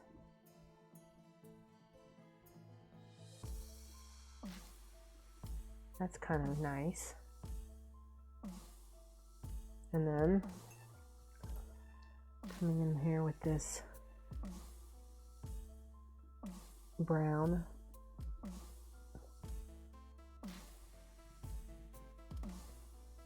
Now I'm going to eventually paint over that with the and bring out the gems, but I have to paint the whole thing metallic first. I see people talking in chat. I'll be right with you.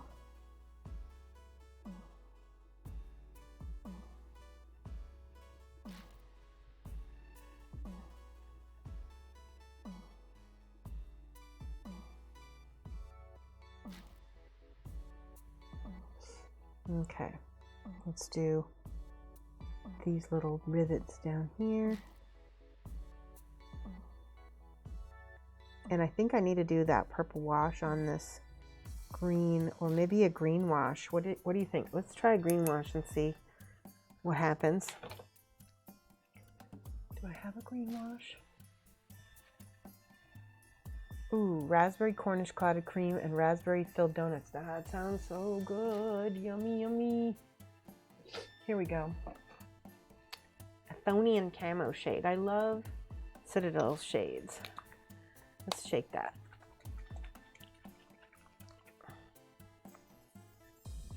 Okay, that's gonna be my shade. Ooh, I really like that. I can't explain what it did, but it's just vibrant on that green.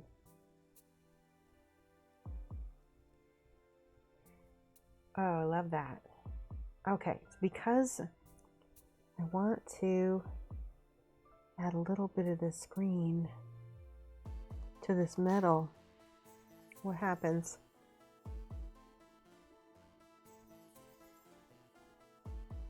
Right? Just add a little bit.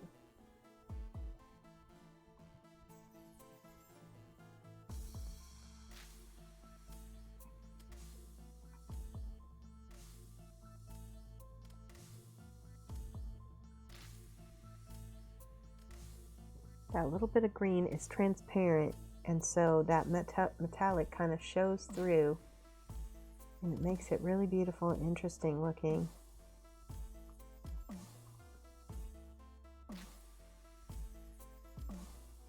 I'm only putting that where that green would reflect against the metal. See? Can you see that?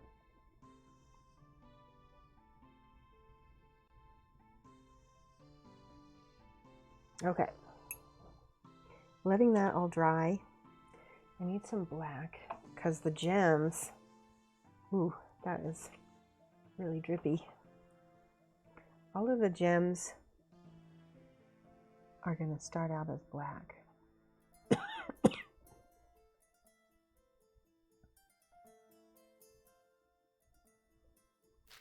There we go. Flip him.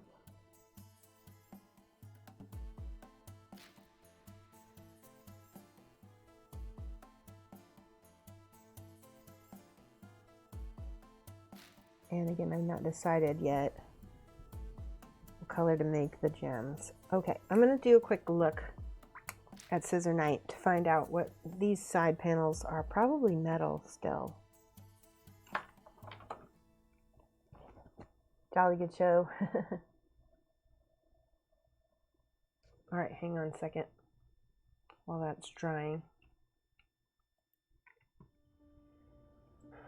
Here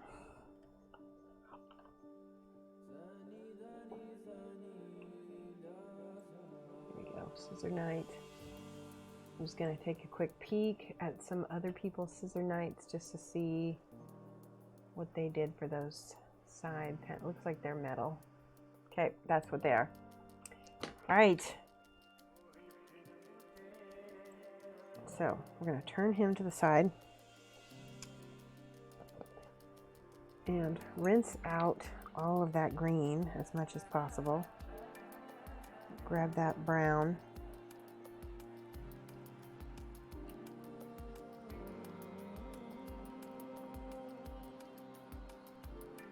Okay, glasses off again. And I'm using the side of the brush a little bit to burnish on.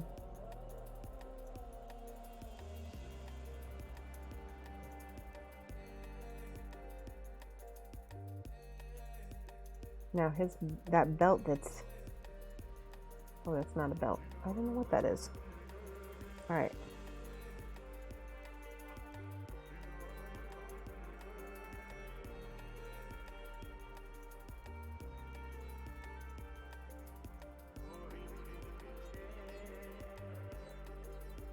Okay, let's do the other side.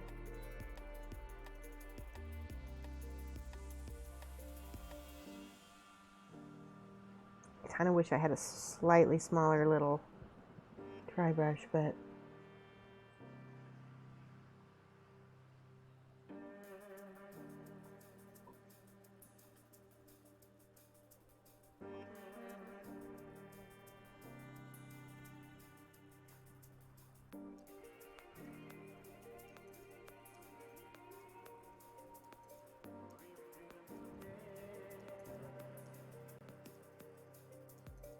all right, there's some spots where I accidentally brushed over the cloak back there. It's okay. I need more brown. Nope. I'd put it back. That's where it is.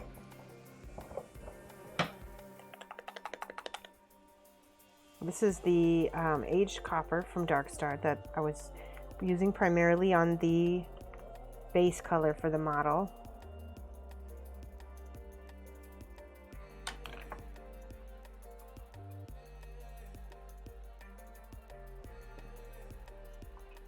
And like I said before, we've been kind of doing a Bohun style dry brush technique, which we're going to completely credit Bohun because he is a wizard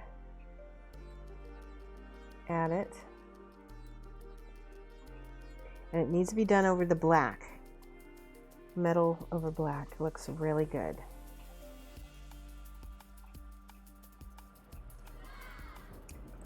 Oh, did we just get raided? Clackies, thank you so much for the raid. Hello. Clackru raid. We're painting a Kingdom Death Scissor Knight, if you've never seen that before. How are you? How was your stream? We're doing a fancy dry brush technique on the metal.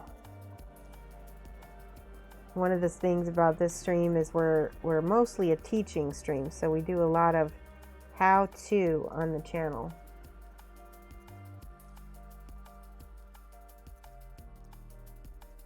Ah, almost dropped him.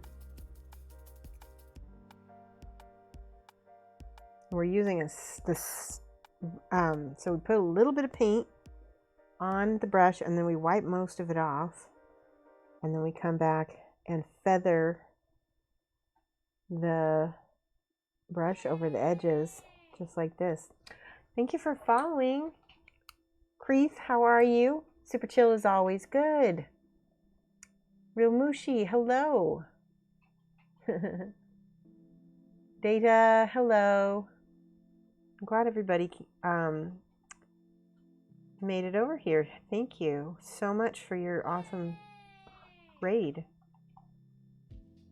Data, thank you for the follow. So there we go. We're starting.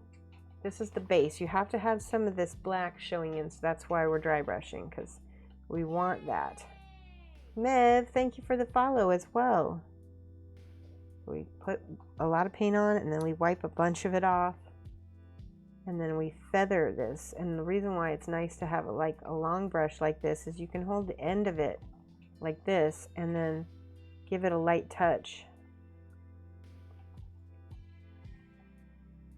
And I'm also kind of doing it in little bitty circles as well.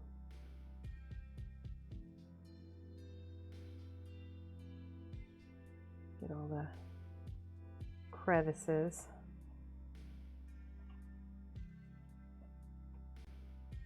There we go. Quackies, are you a mini painter? I don't believe I've seen you stream yet. Of course, it's not your fault. I don't get a chance to watch a lot of streamers.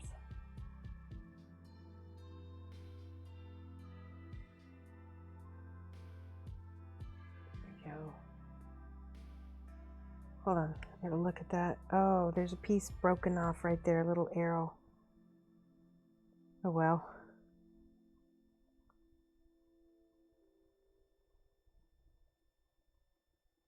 We're almost done putting this base color on.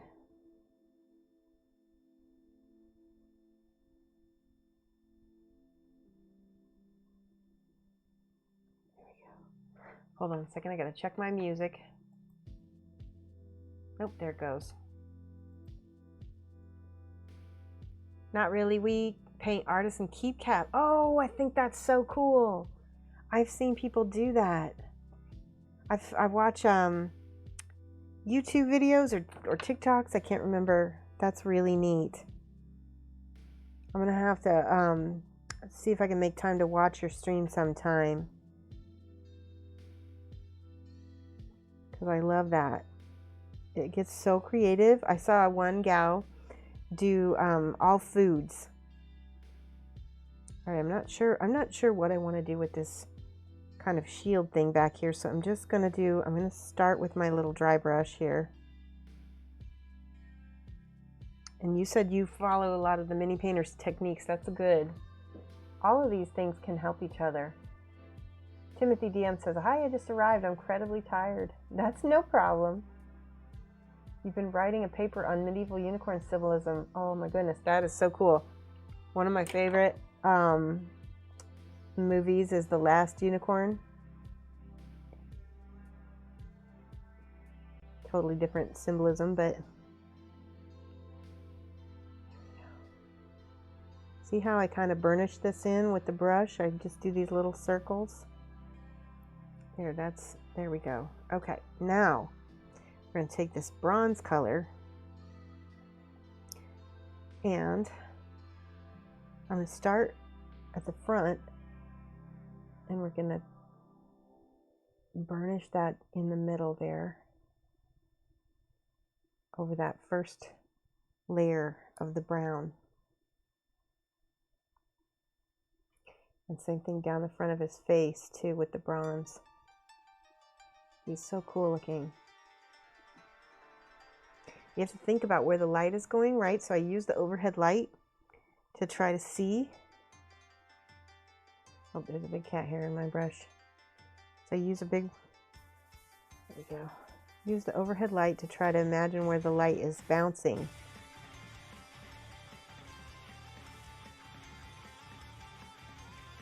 There we go.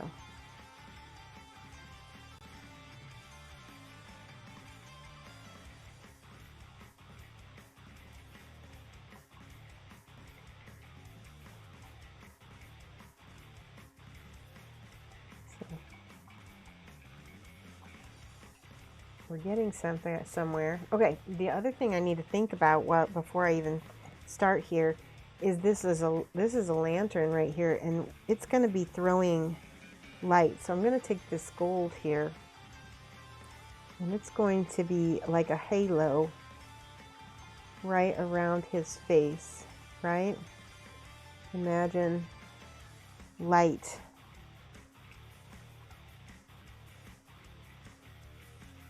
So that's going to be really bright right around where that imagine that whole sphere of light shining around the edge of the lantern.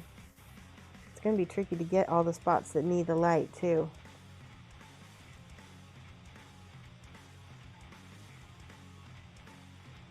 Okay, so now I'm going to rinse that brush. And I'm going to go in here with this, and again my gold, and hit these little highlight spots where that lamp is going to be bouncing.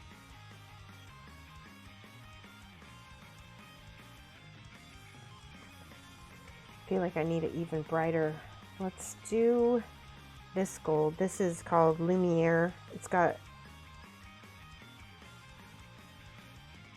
yeah, it's a really gold. It's going to be really bright. So what happens here? I want the warmth of the lantern to come across. Oh, I never did put the, I kind of got a couple steps ahead of myself, I just realized. That's okay. We can always go back. I need to do some shading. So here's my magenta that I had. Let's do a little warm magenta color in some of the shadows on here. And we'll use this around the halo, around the edge of the halo, to kind of denote a transition.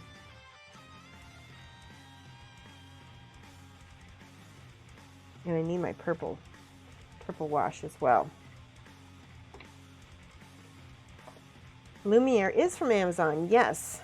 Lumiere by Jacquard, and it is in my profile. You can go into my profile and get it off of my wish list. It's my Amazon wish list. You never saw that, but you heard that the unicorn is more medieval than modern in terms of symbolism. And again, never saw it. Oh my gosh, Timothy's so good. It's such a great movie.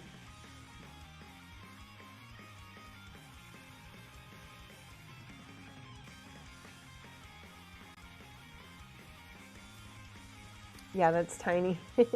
Oh, Tiny does the food one. Oh, cool. That's neat. You have to run to a budget meeting? Okay.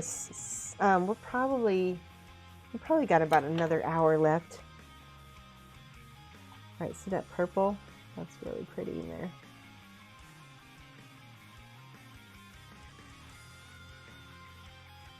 We want that color on the metal. I'm going to come in here and just, I'm not going to put it everywhere. I'm just going to put it in the spots where it needs to be the darkest, because we need that contrast. I'm going to take a smidge of the actual purple. Ooh, I like that. Just put that in the shadows. Love it. When we get his scissors, so this is the Scissor Knight. That's really pretty. Makes me want to put a little bit over here too. Yeah, then we got the bounce. See, we've got the little bit of bounce from this.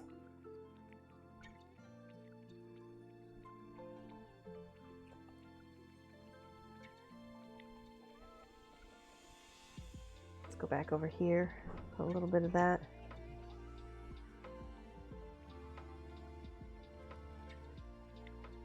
See, can you see how different those two sides look? Here's my bronze. I'm going to go in here. There's a couple little holes, but I'm just going to highlight them. And a little rivets, going to highlight the tops of that.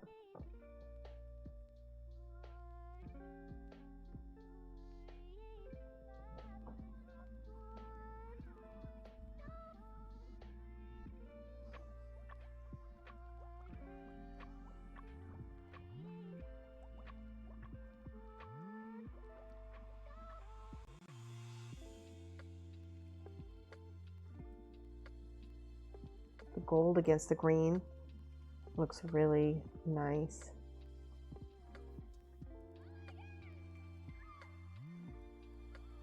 That's gorgeous.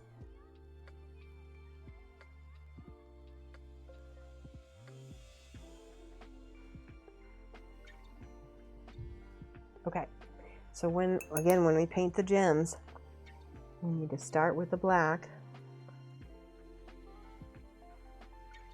and then let that dry. I think I'm going to do blue gems. I think that'll look really cool. So I'm going to come in here and on the bottom half, we might not even be able to get this one. Let's try. It's still wet and wet, so might not work with that one. Let's try this color. It's a lot lighter sky blue. Oh, I see some chat. Give me 1 second. We gotta go. Sometimes we gotta go 2 steps lighter and then a step darker to cover it. So let's use this blue.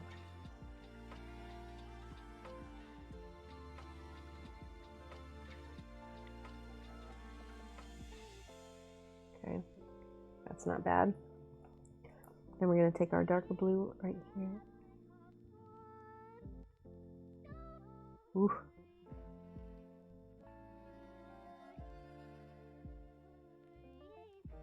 That's pretty. That looks like a gem so far. Let's let that dry. It's basically a chibi eye. If you've ever painted chibis, it's a chibi eye is how you do these gems.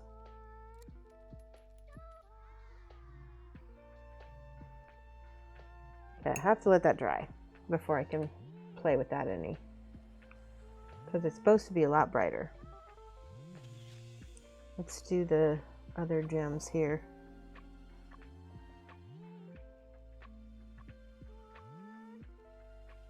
I'll go ahead and paint the whole thing first.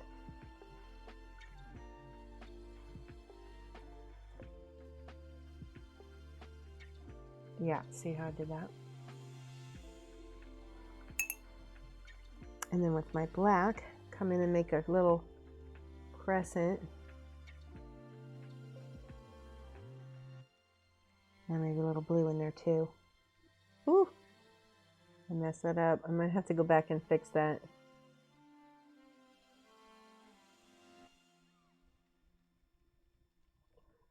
Okay, got more back here. Start with the light blue.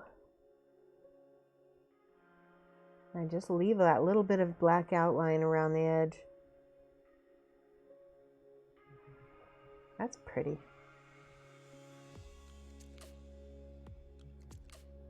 Okay, let me check chat. Sorry about the delay. Badalura says, love the armor. It's looking incredible. Shoshie magic. Ha ha ha. Lumiere is from Amazon. Yep. Love seeing you get these amazing results without hours and hours of effort. Because I'm lazy. And I want to show you guys that you don't have to do hours and hours and effort. Whenever, you know, sometimes the right technique will make something look the right way. So why not use it? Let's turn it over. Yeah, it is looking really, really nice. This little bounce of green is really beautiful. Let's do it again. Maybe just a little bit. I'm going to mix a little bit of this bronze with it. There, now it feels like it's metallic. There we go.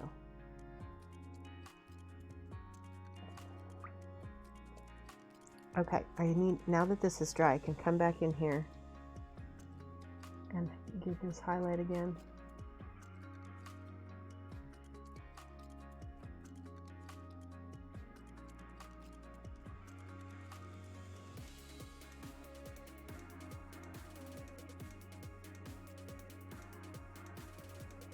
Okay. I'm not very good at gems. I will be the first to admit that. I really have to be looking at something to be able to make it work.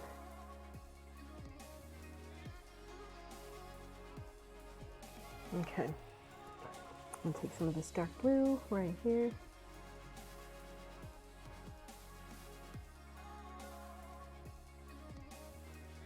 Let that dry. We're gonna do the dark blue crescent. And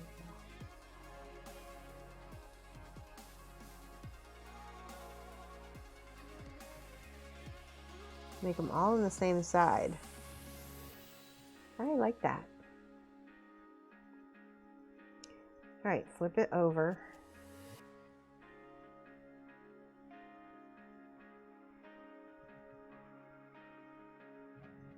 Let's do the dark blue on the bottom ones here.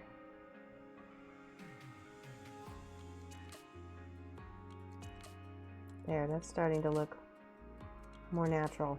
All right, this is the piece de resistance. I know I just butchered that. Let's see, I need white. Piece de resistance. Metallic, nope. I need a white.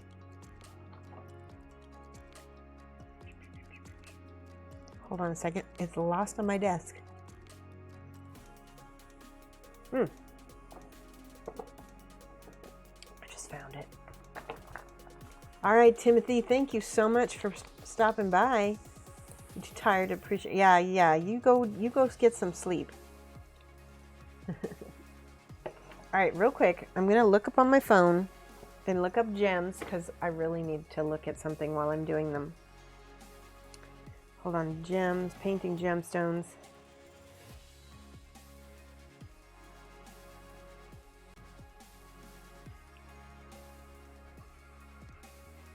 There we go. So this is a really good tutorial. I just Googled McLeod. Thank you for subscribing. 17 months. M4 CL4D. There we go. Right next to the punchkis. Okay, let's look at this. So it started with,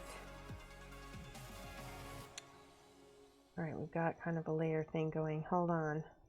We're gonna just copy this word, you know. So I'm gonna start with, let's start with the white.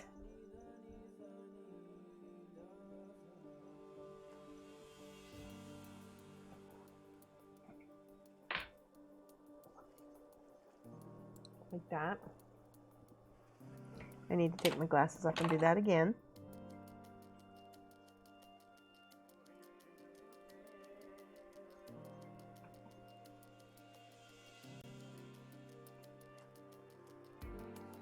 Okay, that looks better. Now, the next stage is this blue. There we go. Let that dry. I'm going to add a little bit of this darker blue, or lighter blue, sorry, lighter blue.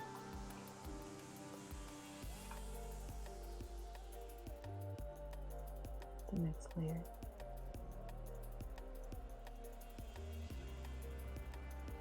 I'm going to leave that little sliver of white at the bottom, it looks like. And then we do a little bit of the blue at the top.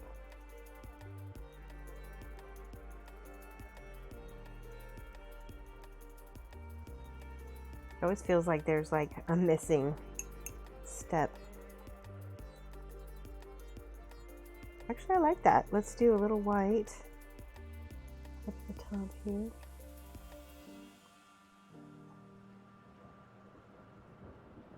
That looks like a gem, doesn't it? Take a smidge of this.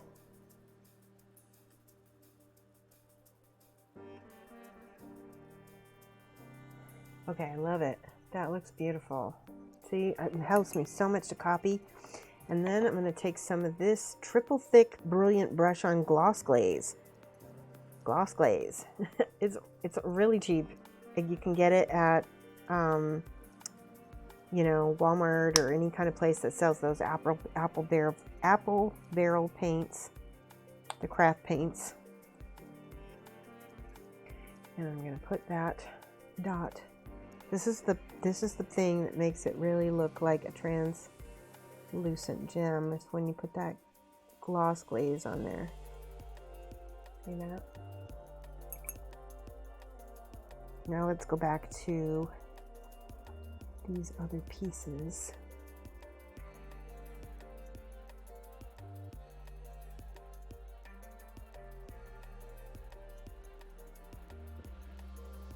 Just putting that little highlight of white on the bottom really changed it.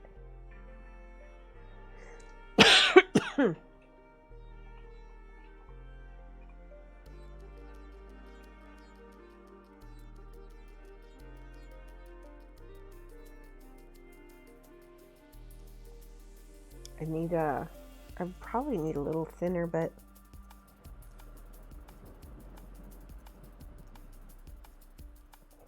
so far it's working.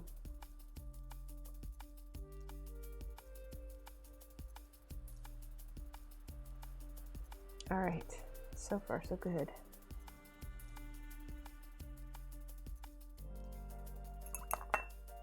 And then we put the, whoops, actually I need the lighter one first.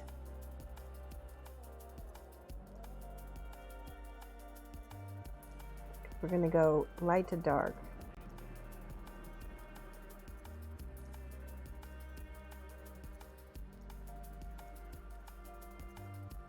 Good, now the dark.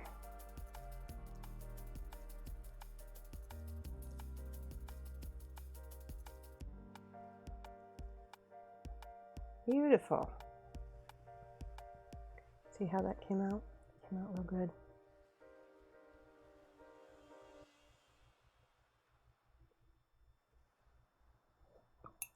Now, there's another step right before, I don't know if it's gonna, I'm just gonna put a little dot right here.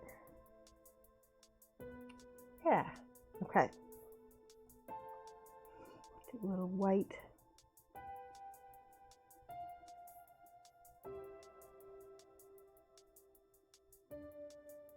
Ooh, I forgot the blues. I keep getting ahead of myself.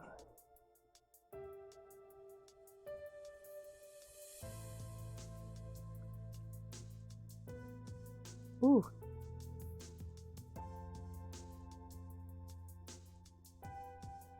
That little dot at the top, it's important.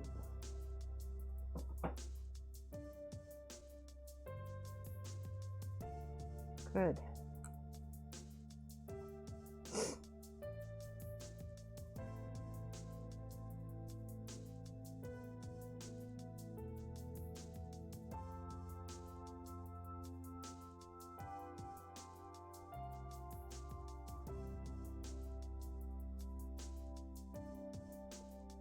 Hey, okay, all those gems look gorgeous. I'm gonna just use a little.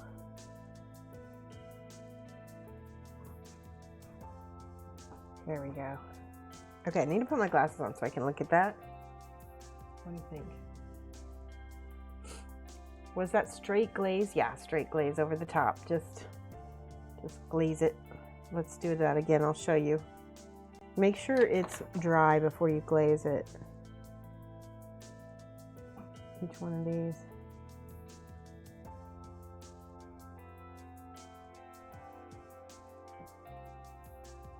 That looks good.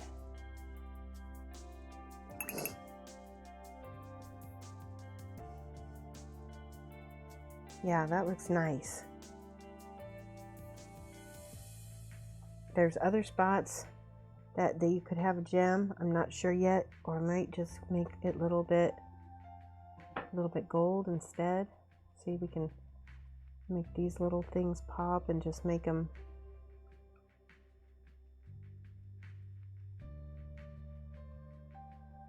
Yeah, like that actually.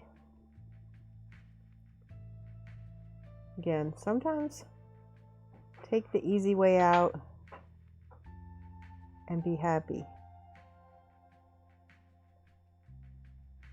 Finished is better than perfect. Oh, I love that gold on these little epaulet things, whatever this is. Yep, yep, yep.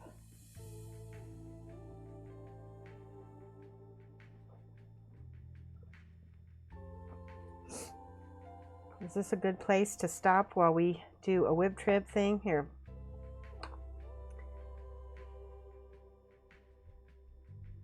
We got a lot done. We'll probably work on him again on Friday.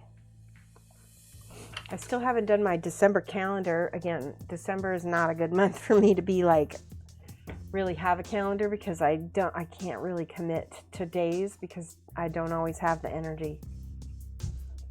You shall use that for doing lenses. Yes, you can use it for lenses and you can use it for gems. It's good for all that. All right, let's look at the whip trips. It's whip trip time. All right, so what I do is you're gonna put your stuff in the whip trip gallery. Rumble just posted it in chat, and I'm going to pop up your pictures and everything, and we're gonna look at them and talk about them. And if you want criticism and comments, you can get it. Otherwise, if you don't, just, you know, show and tell. We love to have everybody participate, even if you don't want to, you know, get any comments on it. Let's see, where's the Discord?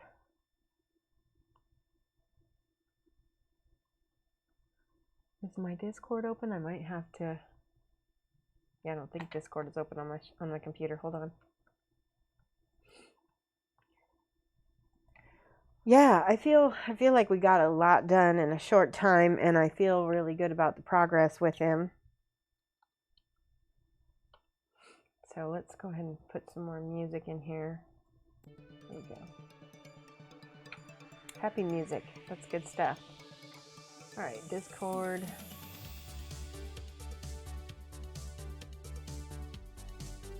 I wish I knew.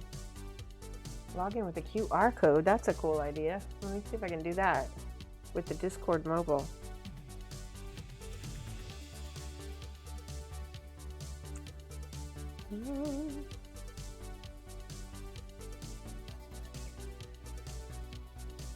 Scan this.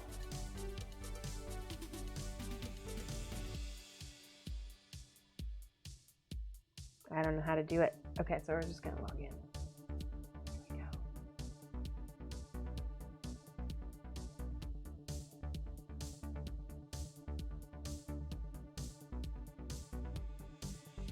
There, bear with me. Takes me a minute to log in.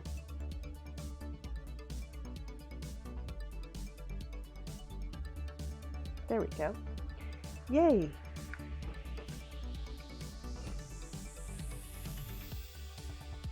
All right, we're going to the Triptych Gallery. Live image gallery is where you want to put your stuff. There we go. Oh, very nice. Let's see, today is the 9th, so we're gonna scoot ahead. There we go. Rumble, this is your beautiful robin. Love it.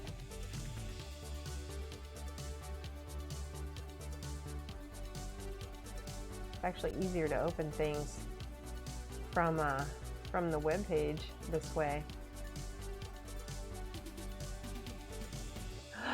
What is that? That looks so good. It looks like an egg with pizza in it. What is this? Magic. I need a full explanation. All right, Tumblr. There we go. I appreciate you putting those rectangles on there, by the way.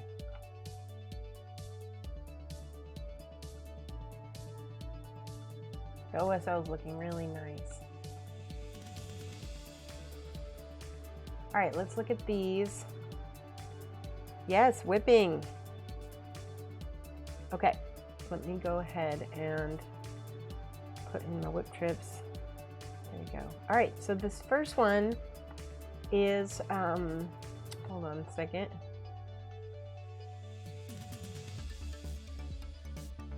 The only downside is I can't flip back and forth. All right, hold on a second. Let's see if I can pull this out. There we go. Okay, that works.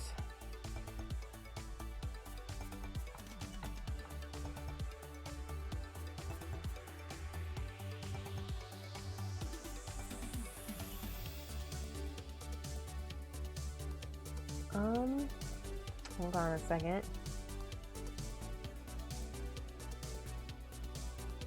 Discordapp.com. Okay. So I'm making sure.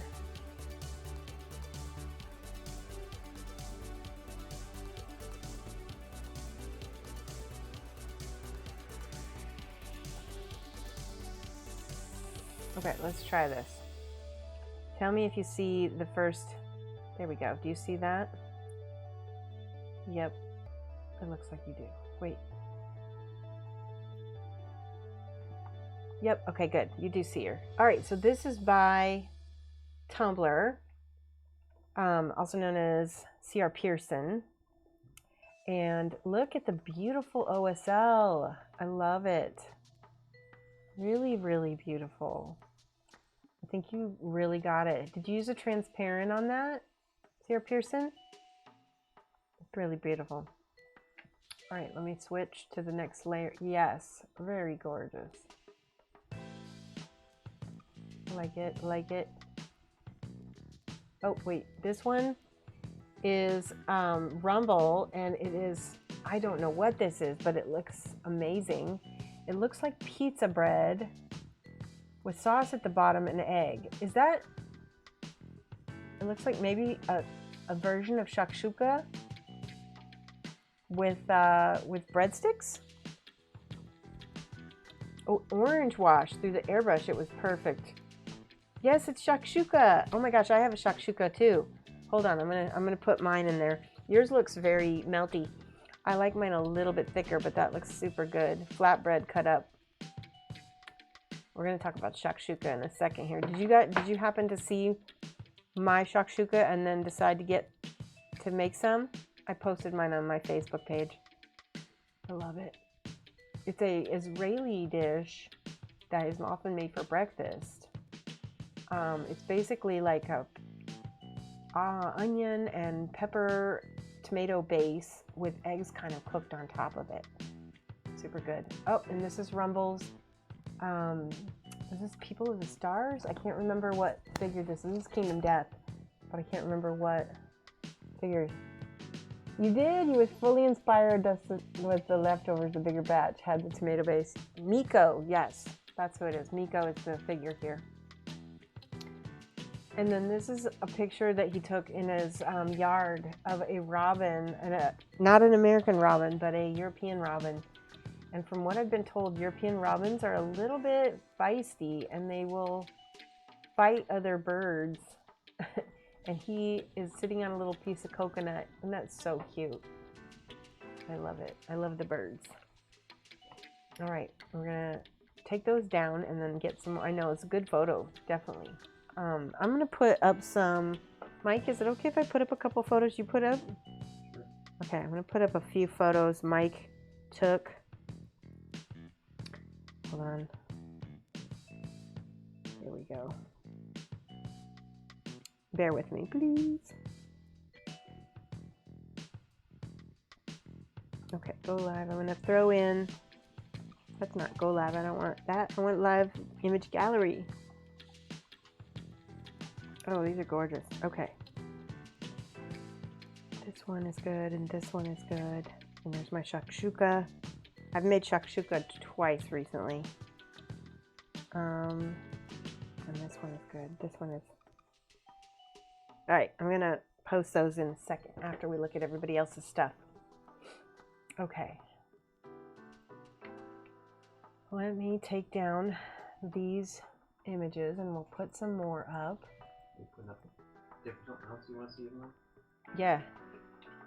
Put it in the live image gallery on the Discord, on the Triptych Discord if you're in it. Or just send it to me through Discord and I'll put it up. Or, no, sorry. Send it through Facebook and then I'll get it. Sorry. Okay, where's my other? What did it? I did most of the shots from the 30-second mark. Aw, Reaper Minis, you guys are awesome. Thank you so much for your raid.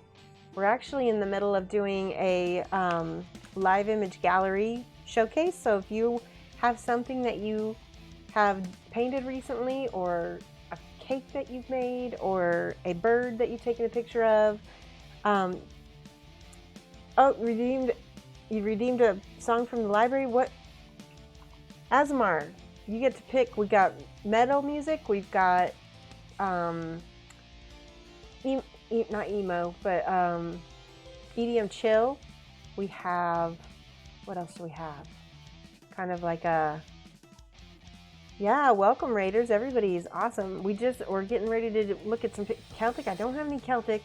All of this music is my proto maker just subscribed. That's awesome. I'll write down your name.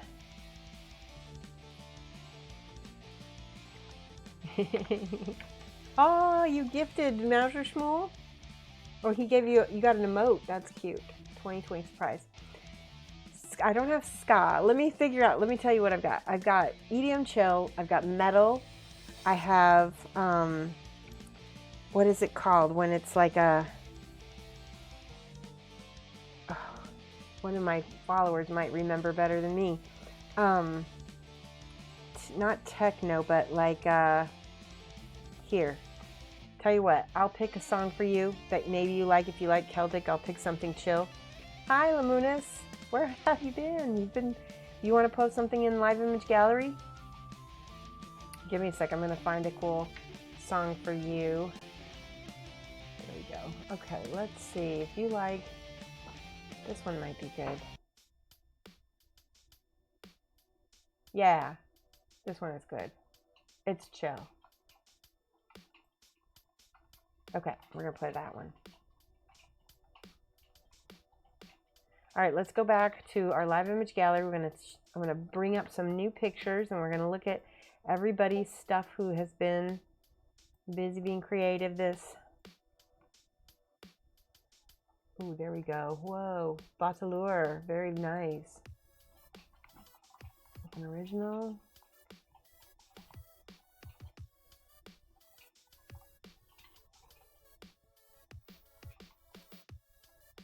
I'm going to have to put these back together.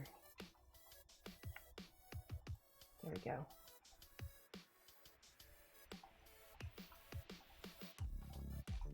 There we go. I did it. Okay.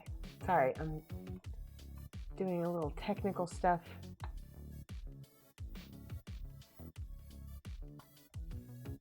All right, we got a few more. Ooh, whoa, RJC, that is the most gorgeous Shadow Thief I think I've ever seen. Oh my gosh, you guys have to see this. So I paint a lot of Kingdom Death, and so a lot of my audience does as well. So you guys have to see Kingdom Death is really beautiful. Oh, McLeod's got his Phoenix. Very nice. All right. Pull up these. Rumble, if you haven't already, can you go ahead and throw up the link for the Live Image Gallery so that if anybody who just joined us wants to have a show and tell and have us look at their work or their hobby, we very much can. Okay, oh my goodness. Good, I see Valandar put something up. Beautiful. Oh, I'm so excited. Okay, hold on. I'm going to show these one more thing. There we go. Oh, that's easy. That's way easy. All right, let's take a look. So the first one is Batalur. And I'm going to do a whip trip. There we go. You can see that. Isn't this gorgeous? It's a pretty big size model, this angel. Hobby creative, also food. Yes, we do a lot of food showing off on this channel.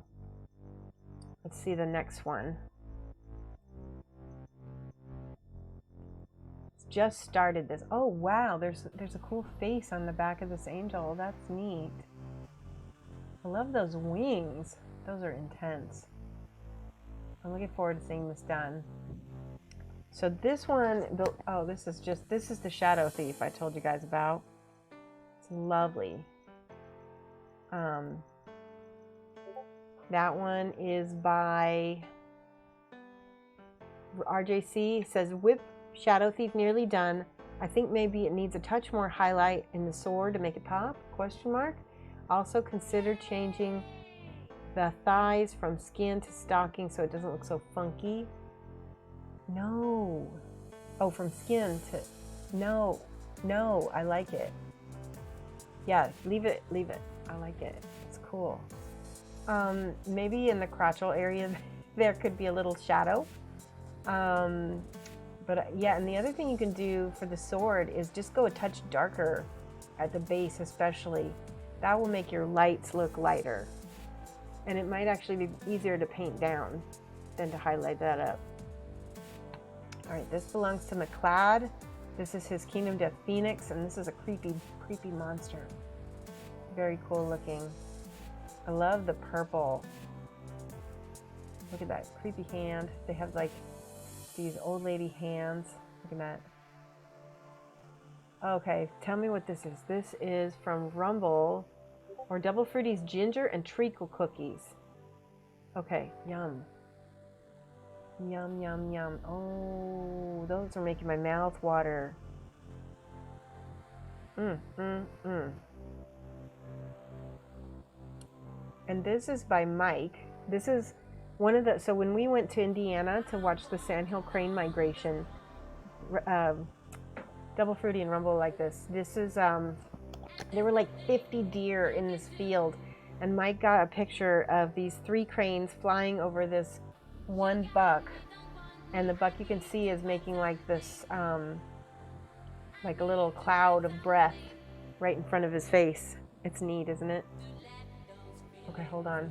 I'm gonna pull up a few more. Yeah, this gives everybody time, if you still want to put some stuff in there, to do so. Yeah, that's not even his best pictures. Hold on. Let me go ahead and delete those while I take.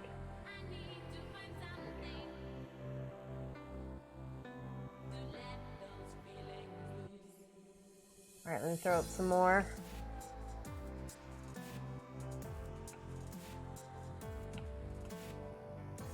There's the Shakshouka.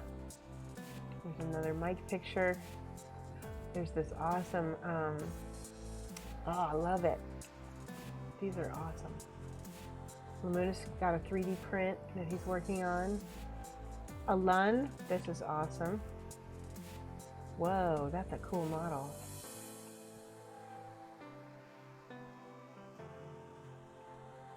Criticism welcome, it doesn't look right. Oh yeah, we'll look at it. All right, real quick, I'm gonna show. This is one of the Sandhill cranes that Mike got a picture of. Isn't this beautiful? Double Fruity will like this. They're just like big, they're really big, and they make this kind of like, almost like a pterodactyl sound that whatever you imagine. The sword on that Shadow Thief was the bane of my existence. Broke the tip. Oh, well, I couldn't tell. Looks really good to me. Let's see what else here. This is Mike's crane. This is my Shakshouka. See, it looks a little different than Rumble's. Basically, like I said, you take onions and bell pepper and then tomatoes and then a little tomato sauce and garlic and then cumin, chili pepper, paprika, and a little bit of cayenne pepper, but not too much because you don't want too spicy. And then you crack eggs over the top after you stirred all that together and reduced it a little bit, and you cook the eggs in it, and it's really delicious. It's a breakfast food in Israel. And this is more Sandhill cranes that Mike took. All the cayenne pepper. Yeah. And this is from, sorry, bear with me. This is from the live image gallery that Valendar said, sometimes my clients are so imaginative, just sculpted Leonardo da Vinci as a Renaissance superhero. That's gorgeous. You did a great job. I love it. So much fun. That would be really fun to paint. And this is Lamunis's next project. Beautiful. Look at the lines on that. That's going to be lots of fun. What colors are you going to do, Lamunis? I want want to see some. Oh, you don't even need to do the freehand. It's already got it on the front. Great. Yeah, wonderful touch on the buckler. Exactly. Okay, so this one, you know what you're missing? You're missing some dark shadows. And if you have like one of the liners from Reaper makes these liner paints that you can go in and kind of do like, not quite outlines, but you go in and you kind of fill in the shadows. And that will really help it. I think that's what's missing the most. Let's see. Yeah, you need a dark line. Go look up, Google dark lining miniatures and get some, yeah, blues and tans. Oh, blues and tans luminous is what you're going to paint her? That sounds good. So you've got a nice dark line back here, and so this shows up a little better. But then over here on this side, it feels a little more blurry, right? And that's what the dark lining can do. It can really help things pop. Good job. All right, let me just check, see if we have anything else in the Whip Trip gallery.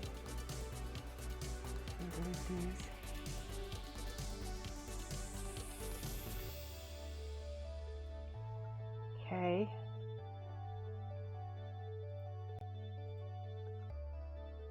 Anybody post anything else? Nope, that's it. Okay, awesome.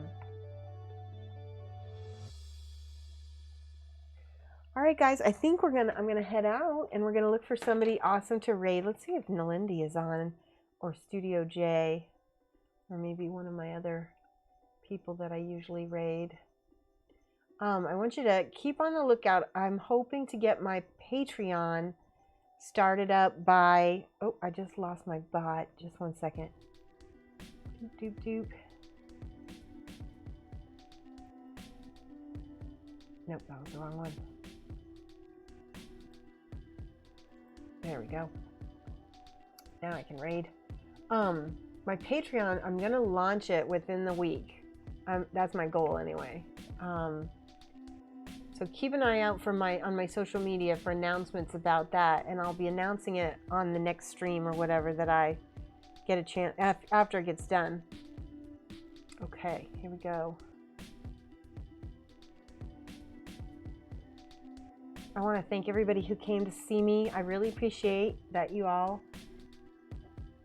come over here. I want to thank Reaper Minis for raiding me, and also for what was it? Clacky. Looks like Studio J is on. We're gonna raid Studio J. All right, guys, punch the raid button and give Studio J all my love. Have a good one.